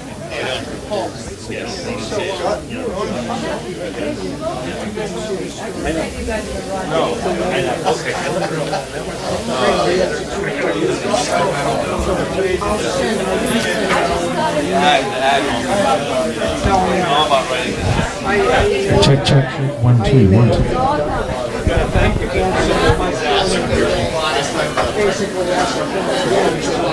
Check 1, 2, 1. Check 1, 2. I actually do like. They never give up. Well, we can't have it do it. That's our problem. That's not your problem. It is. It's more our problem. We got it. We need to stop this. Yeah, I've looked Nancy in the eye over the phone and said, we can take the stuff going, it's just I think it's really wrong. And then in my email today, I said, listen, I didn't send that to the reporter, I got it, and I got his letter. I thought about sending it to him, but I didn't. I could have. So anyway, listen, thanks for doing this thing. I'll tell it to you. It'll take a while. But if you don't invest in that property, I mean, we have a couple of properties, we got Local Foundation, we got that, we don't invest in them. Just with that Riverside Road, Village Brick, they're touching on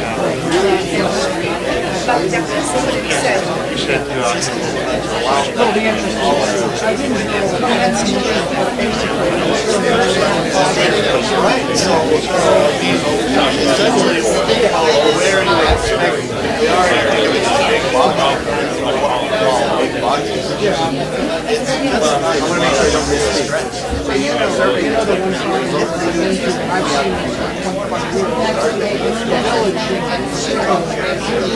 So that really, we're estimating you're running to a wall with 6 going on. as opposed to something that it's utilities, they want to be able to cover, they want the capacity managed. And I understand how this is over there.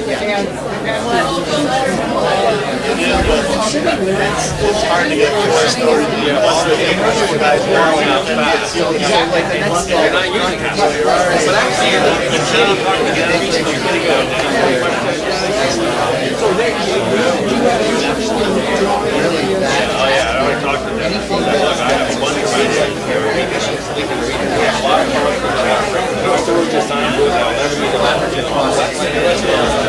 School district owns it, or so.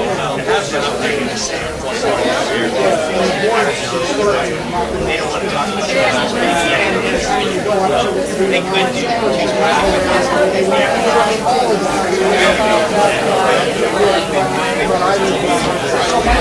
Much as association can do, or they want to do, you know, I won't say we'll be supportive, but we'll definitely consider. Your choice is how we deal with the select board. That's what we'll have to do.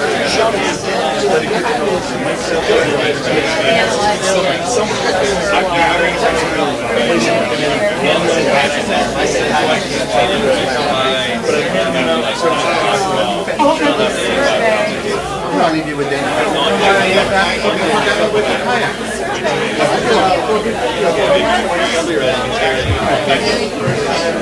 We're very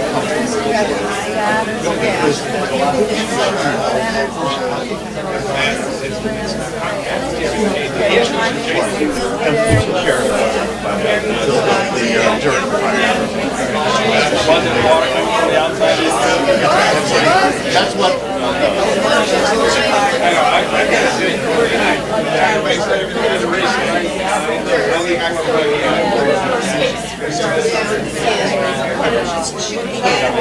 So you put a bigger metal thing in with the stone and the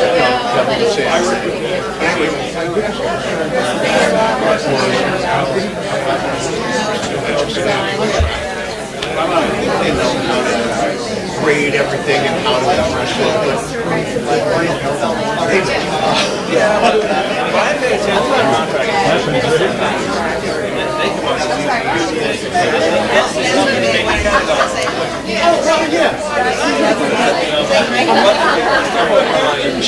You're Dane. They need a plan from Joel Fair. And I figured that your background. Somebody actually, if you want me, they needed a razor. do that. We give other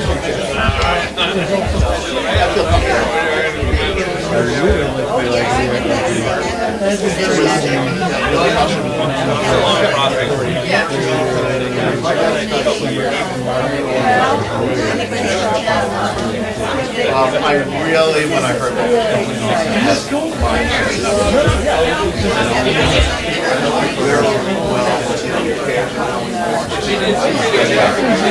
I mean, something has to be.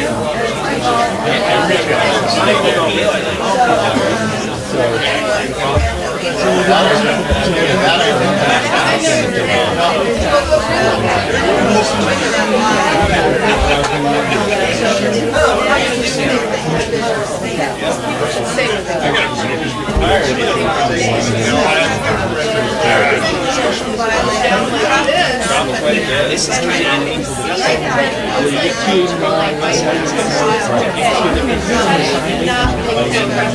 Yeah, I just wanted to say, he's there, 6-story. With that number, on the road or something like that. This whole property is all you have to do is allow trees.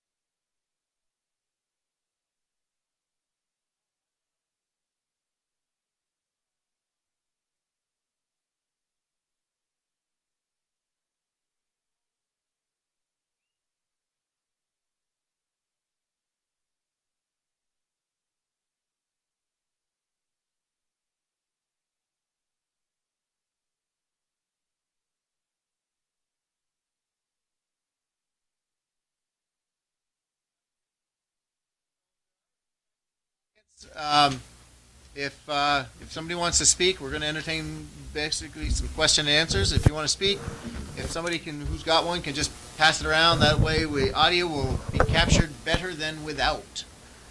So, Peter, did you want to say something before we get going? I would. Thank you, Dustin.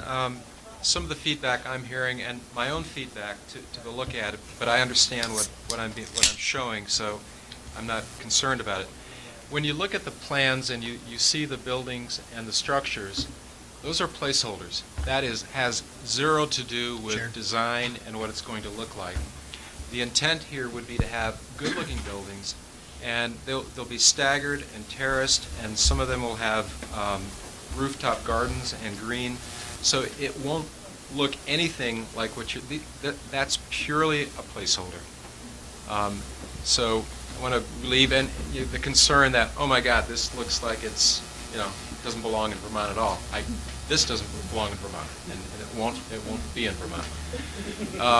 The second thing, just to address energy, I currently use over 1 million kilowatts of energy out here, and that's an enormous amount of energy. So, and then that doesn't even include the resort. With all the advances in solar and alternative energies, Efficiency Vermont wants to be a partner in coming up with a plan here that we can really lower our energy usage. Ideally, we have enough rooftop space between the pavilion that'll come across for the skating, the back of the existing low building, that we can do solar here that should be able to supply a majority of our energy use here. So definitely addressing energy, definitely addressing aesthetics and the look of what's going to be built here. Excellent. So for this, if we could just sort of raise your hand once you're recognized, if you could just state your name for the record, that way we'll get in the minutes and you'll be recorded for posterity. So, who would like to go first? Questions? In the middle. Hi, my name is Matt Byrne. I looked at these plans and I appreciate the clarification on the features of the building, but I still think that the mass and the height of the building really is not in character with the general surrounding neighborhood. I think it's going to be a tough sell to convince me personally that a 6-story building is appropriate for this area. I also have serious concerns about traffic. I understand the point about the 1,200 trip views or peak trip views, but it seems to me that that was done in the 90s and it doesn't take into account the more recent development in Essex as a whole. So I think there's really going to have to be an entirely redone traffic study that would address the conditions in Essex as it is now, because I think there will be a significant impact of 600 units in this area. The other thing I think really needs to be addressed is the impact on the schools of having this many residential units brought into the mix. I mean, currently right now in the town, there's all kinds of issues with busing. It's really a serious problem. They can't even get enough buses to bus the kids that they have now. And then to add another 200 kids right in the heart of the interchange of where all the buses go is going to make it pretty difficult. I also want to talk a little bit about the survey. My understanding of the survey is that it wasn't really a representative survey. It didn't really try to get the opinions of all of the townspeople.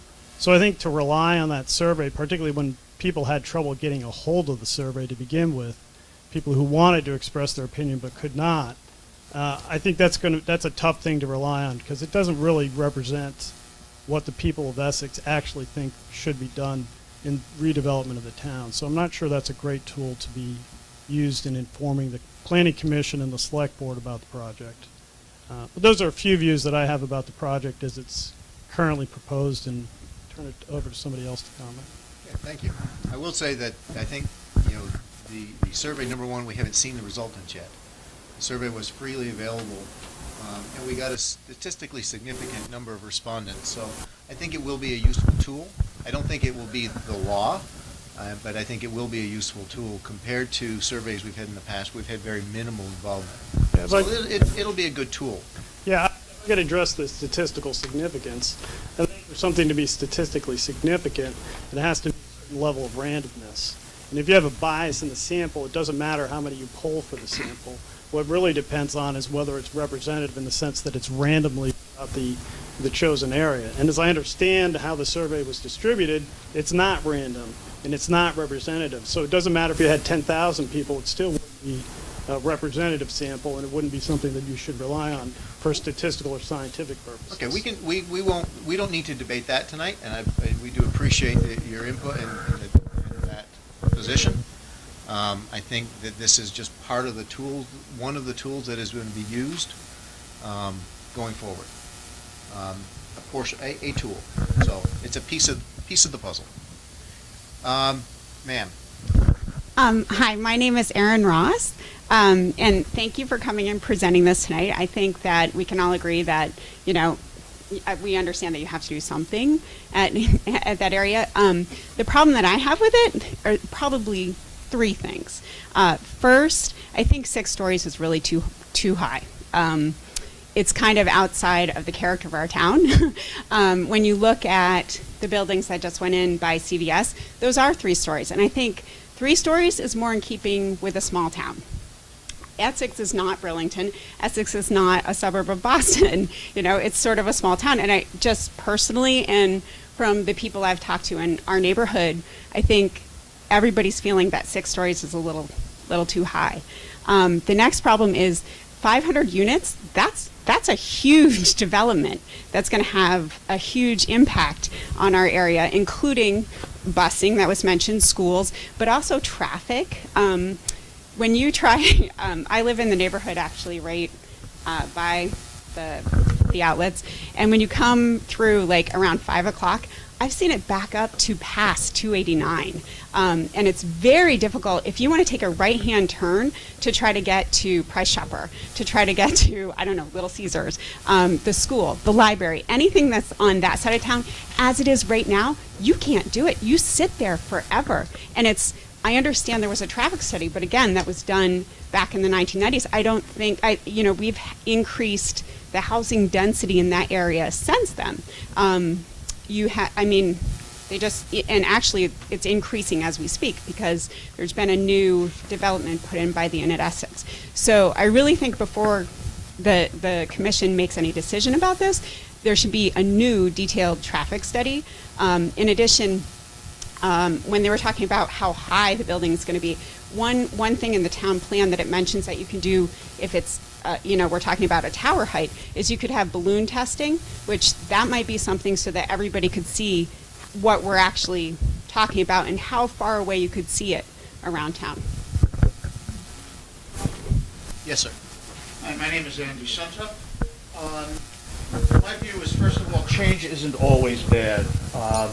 However, it must be carefully thought out because you usually only have one chance to get it right. It seems like you're going along the right track. I am more persuaded now that I've heard you.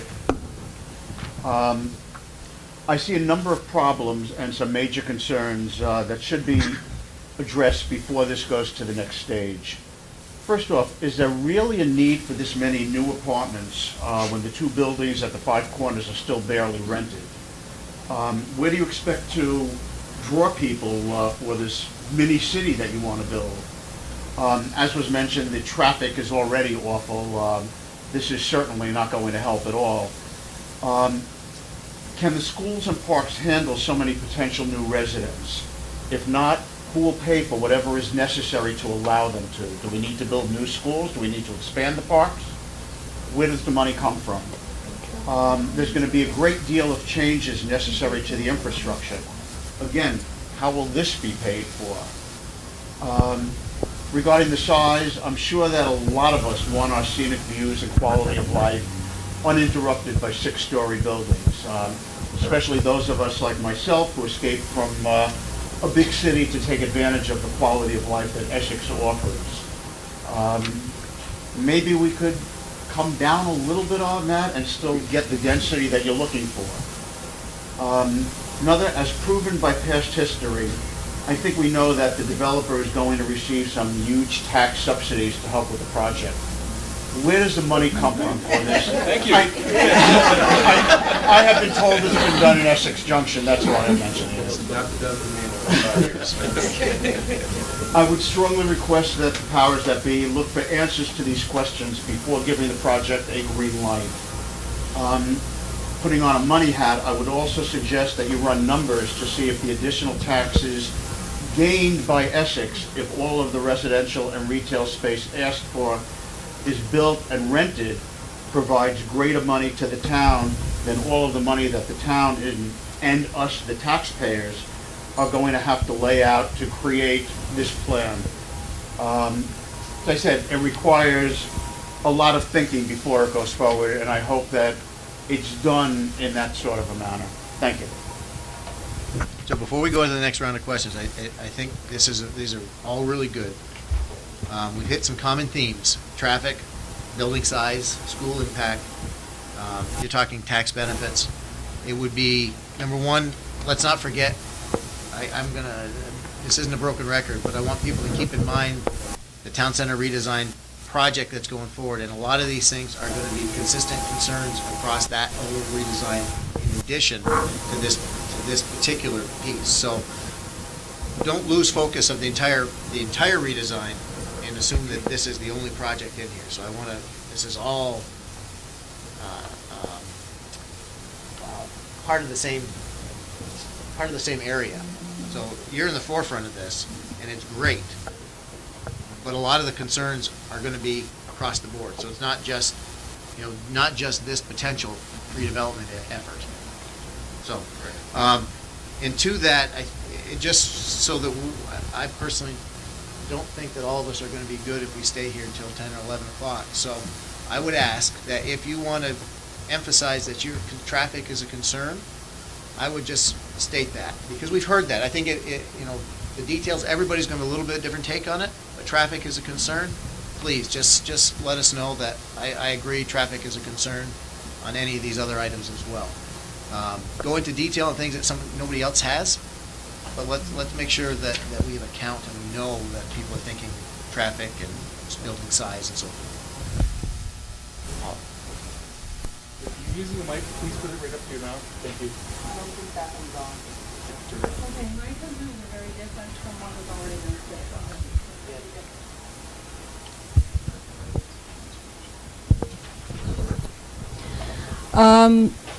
I live, if you look at the map, at the extreme end by Ace. I live up on the hill behind the mall, behind Sweet Clover Market. I lived there for 3 years in a 3-story apartment. I'm on the 3rd floor. So I have been already watching Rick Bove's development over the last year. And I have some different questions. If you look at the map, down in the sections where there seems to be a green, in front of the section that says existing outlets, it looks like there's space there for a rather large green, almost like a small common, which is very nice. My comment is that every development out here has no place for children to play except the parking lots. So I would like to see some of this green space have an actual green playground. I'm assuming that the rentals are going to be for families, the condos, that you're looking for families with at least one child. And that's a great concern of mine because there just isn't anything out here. Second concern I have is the parking lots. This is still very heavily car-oriented, a great deal of pavement. And I have a request that if the soil is appropriate, that you use permeable paving. It costs a little bit more. Jeff Handy used it voluntarily on a development in the village. The soil I have seen being bulldozed around the last year by Rick Bove is all sand or sandy loam, and it's right behind, all behind Hannaford's all the way down to Sweet Clover. So I'm assuming that you're not going to find a lot of heavy clay out here. And I'm asking that you please consider using permeable paving. The third thing is percentage of apartments reserved as affordable housing, and particularly senior housing for Section 8, please don't flinch. 48% of the Section 8 vouchers in New York go to in Vermont go to seniors over 62.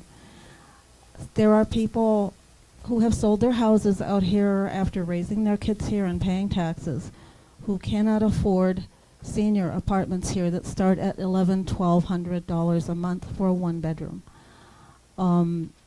The other thing that can be taken advantage of right now and in future is the Governor Scott's $35 million bond that was just passed for affordable housing. The building I'm in was financed by Vermont Housing Finance Agency, and the one wing of it is senior housing.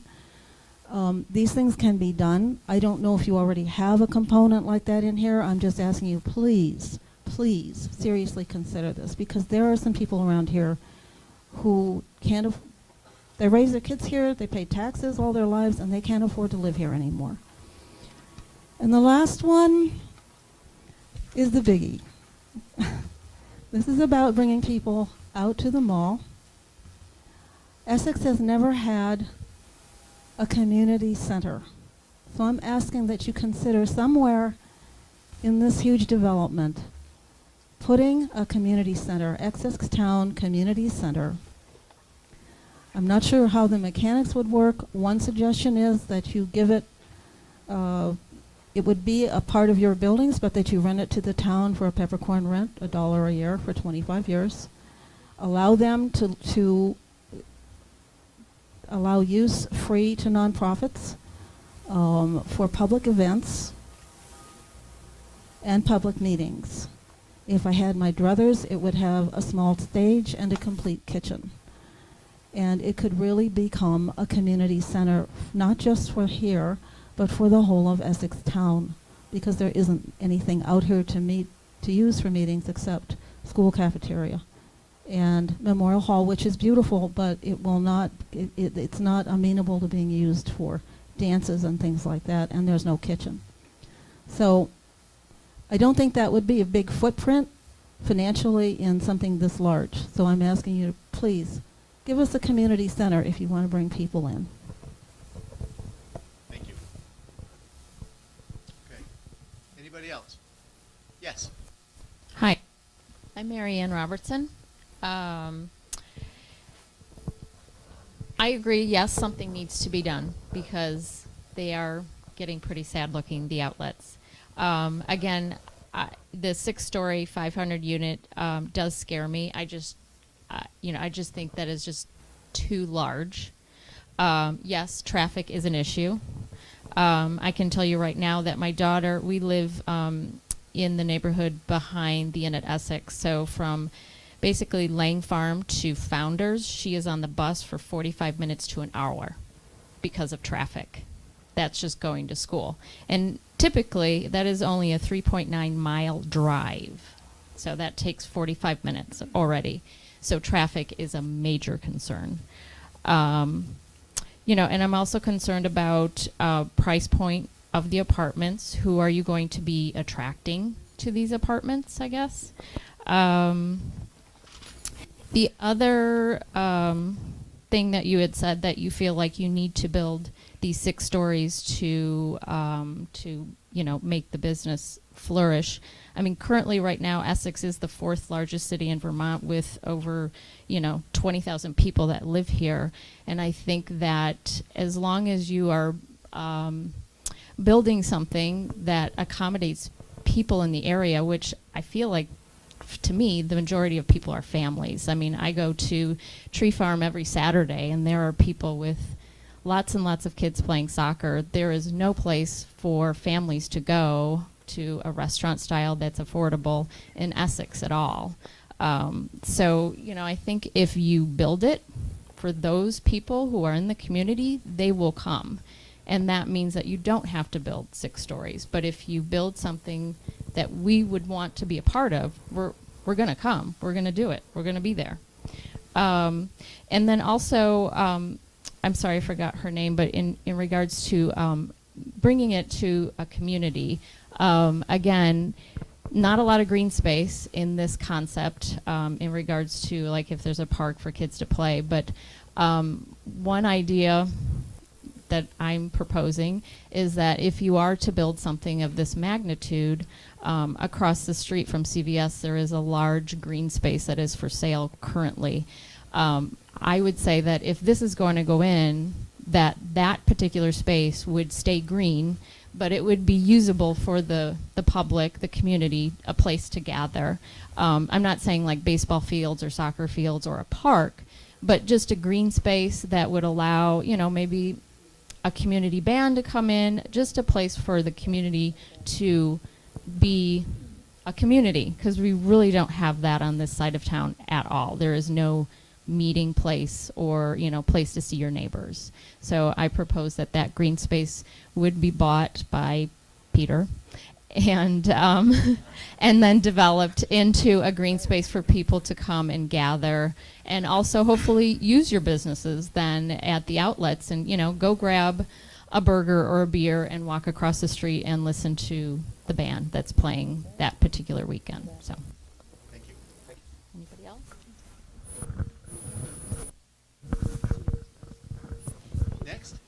Yes.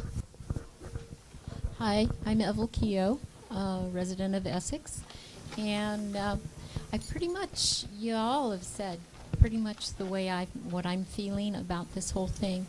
I do feel that 6 stories is just too much. It's too much, and the traffic is another issue. So I don't really have too much to add, but I just wanted to have my voice heard, that it is a concern of mine. And I did like the 2 gals' ideas of the park and the community center, because we don't have a community center.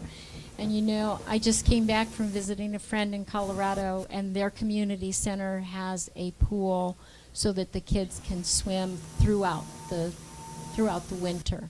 And here our pools are closed for winter. So I don't know. I'm just not comfortable with the 6 stories in there.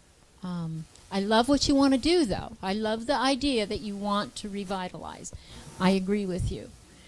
It does need a revitalization. I'm just not sure that 6 stories is it. Okay? Thank you. Anyone else? Yes. I'm Polly Manning from Essex Town, and thank you for letting us give comment this evening. Thank you for your thoughts about creating an economically vital community. I would agree that it is quite ragged and something does need to be done. And also the underground parking does afford more green space, which is great. I would echo what I've heard this evening, the impact on our schools. Our children are our most precious resource, and I don't see much green space for them. I don't see an open area for them to play in, and that concerns me.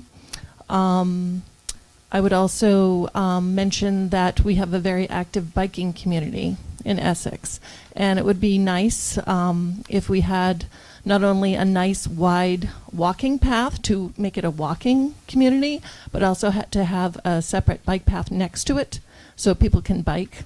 I live in the neighborhood near the Inn at Essex and frequently walk there, but it would be nice to have other restaurants to go to, not necessarily Cracker Barrel. But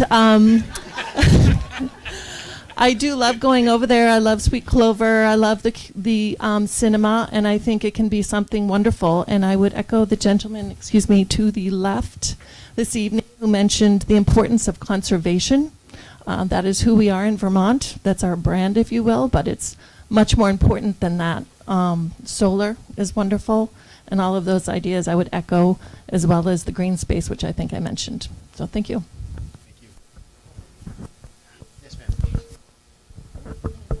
Hello, can you hear me? I'm Liz Douillard. Again, Peter, I'll address you personally. Thank you for coming and speaking tonight. Everyone appreciates that. And I think everyone in this room, I can't speak for everyone, but I believe that a lot of people feel is what you're doing is good. We're appreciative that you're willing to put money into revitalizing that area, because it's looking haggard. And we want that for you. And we want you to be successful so you'll stay and keep things going. The 6 stories just seems out of context for this area. When we moved here from Massachusetts, from the area you spoke of, we wanted to get away from that, Peter. Quaint, homey, kind of country setting, great schools, great place to raise our family. And that's really what drew us here and has kept us here. And surprisingly, Peter, has brought our children back. They went away to schools in other states. They liked it here. They're coming here. They're buying houses. And they're wanting to raise their children here. So when you're talking about the dynamic of what you want to build, please think that Burlington is putting in a 14-story mega building to give us that synergy and that cool place to go. I don't know that we need to have it in Essex as well. So just your consideration in thinking about it, what everybody's concerns are, would be very much appreciated, as well as the board. Thank you. Thank you. Sir in the back. Thank you. I'm Walter Lang. I've made a profession in the last 25 years of being in marketing and sales. So, Peter, I agree with you. I've taken a look at that place we have now, and it absolutely needs to be redone. My comment is that I've seen these places all over the world, and I can make a list of them if you want, because I got interested in them because when I travel, these are the kind of places I like to go see. All of them that have been a success are architectural. People want to come and walk through, enjoy it, and as a result, they use shops, etc. What happens with your place here now is it's pits. Nobody goes to it. If you want to walk on one side, you take the quarter-mile walk to the other side if you have to go there, not because you're drawn. So architecturally, this thing has to be very interesting to the people, one way or the other. And you have to build up a little bit to do that. I've seen that. The other thing which I just mentioned is the success factor on these things drops considerably when you put parking in the middle and the things on the outside. Because again, you lose that synergy. So congratulations. I think it's something that's really needed for here because we've got it, folks. You can't say, I'm sorry, let's just leave it gold. It will eventually disappear. Last comment is no Cracker Barrel.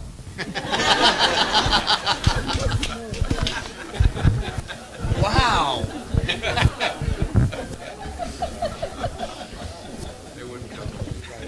Wow, I know. Chicken livers. Anyone else? All right. Thank you all for coming out. Mr. Edelman, I feel that you've gotten quite a bit of feedback tonight. What I was looking for, appreciate it. I think at this stage, obviously, folks, as we mentioned at the beginning, this is just a conceptual discussion. This is not an application. There's a lot of talk about traffic studies and so forth, and that would actually come with any application. There would be, the actual feet on the ground would be done at that point. I like the ideas that were brought up about parks and making this really community center as a total project, not just a particular building. So I think the designs, what you're bringing forward, in my mind, really start to go that way. Paula had mentioned a particular type of space to be available for folks, whether it's a building or whether it's another park area or something like that. That can all come out as designs go forward. So, commissioners, and John, you as well. Are there any final thoughts that we'd like to share with Mr. Edelman tonight? No. Don't want to share. Okay, we have to work on that. Shoot. No, I like all the input we just got from the community. I'm very appreciative of that insight. So I think that's very, very helpful for us going forward and for Peter. So I'm actually very excited that you guys all came out and had something to say and wanted to let us know. Josh? I'd just like to second what Paula said about the community center concept. I think that's a really good addition and good suggestion. David? John? I thought everything was great. Wonderful. Just the beginning. John? I think everything has been said that I'm on board with as well. I think the architectural design of the whole thing is going to be critical. Obviously, a lot of concerns about the height. Maybe some of that could be addressed through the proper design of the place, so it doesn't appear so monstrous. But I'm excited. The feedback was amazing. I agree. The community center thing is something I didn't even think of that I think is fantastic. The impact of the schools is a huge concern to myself as well. So, but I know we'll get to all of that as the plan unfolds. So, Excellent.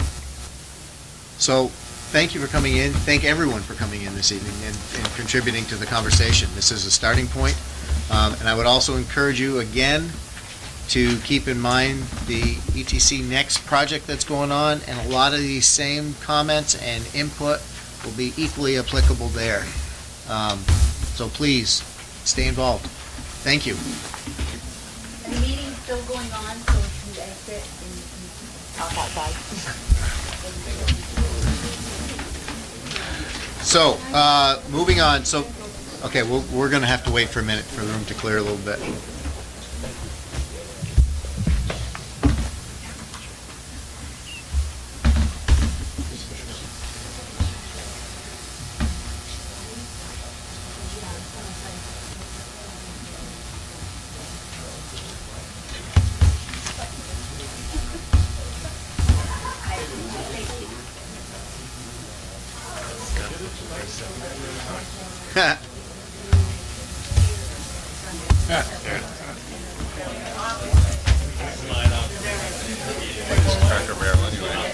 It's a red. They could all stay. Yeah. Watch us approve So, the minutes. You know, give them thumbs so what we have in the, Sharon? Yes. We still on? We're out. We're rolling. Okay, so now I'd like the motion for the minutes for August 2nd, August 10th. And move we accept the minutes, approve the minutes of August 10th. Second that? Moved by Ned, seconded by Josh. Are there any corrections that anyone wishes to offer for the minutes? Hearing none. All those in favor of the minutes? Aye. Aye. Opposed? Minutes pass 6-0. We want to go through them line by line? It's you already done it. Oh, we're done. Okay. Other business? Ned? A couple questions. One, I never knew. I We're on. didn't think you were old enough to go to Cracker Barrel, number one. Apparently, you don't have to be born to like Cracker Barrel. Every You time can I grow go, all the into it. rocking chairs are taken, so I never stop. I go for the candy and moon pies. Okay, no, seriously, this one's for Dana. Can somebody explain this Act 250 stuff up at Saxon Hill that was on the front page of the Reporter today? What's going on? I read that and I wasn't quite sure. There's a pocket of primary agricultural soils that's been found on Al's property Mm-hmm. in the area that he wants to further subdivide. Right. And the Act 250 Commission is finding that it's not exactly an authentic industrial park because there have been uses in there that don't meet the statutory definition of industrial park. And so right now, they're wrestling with the offset and mitigation fee, whether it's 1-to-1 ratio or 2-to-1. And the town has provided testimony and written a letter that it really is an industrial park. So the Act 250 Commission will be ruling on that shortly. Thank you. Nice. Anything else? So just to let you know, I didn't bring the green book, so, do you remember what well, so anyhow, an application is in the door for John Somerville's Lot 2, across from CVS. That community park thing? Yeah, that's the one. Oh. So. You better tell Peter to get in the door quick if he's going to buy it. So, I just don't know if it's your next, I like to usually tell you what's coming up at your next meeting is. Okay. Can we make sure that the next meeting is provided to the Village PC? And John, if you have the bandwidth to maybe share with the folks, if anybody's interested in joining us at that next meeting, we'd be very welcome. I will. We have not met pretty much all summer. Just I know. for lack of projects. How do I get that job? I hear we're gonna move across the line. So I was While willing it to was attend there, both those meetings that didn't happen with the village, but So if you could just share with the folks that if anybody's interested in joining us, just in the same This is a capacity. great experience. I recommend it to all of us. I know some of you have come down and sat with us on the PC and in the village. I don't know how many of us have come up here. I'm glad it worked out tonight. It Yep. was really Right, nice. worked out for you. We'll make sure we do that. I think there might have been a misunderstanding at one of the last ones when the two people came, I can't think of their names, but, and just said that they weren't meeting for a few months. Right. So, I don't know. No, I think it's fine. It's just, this was a good, everything was just came together tonight. It was good. Right, so we'll include you on Yeah. that. I think we've generally been getting the emails and the agendas and so forth. I don't know that I've been getting, kind of the rest of the material that might be out there.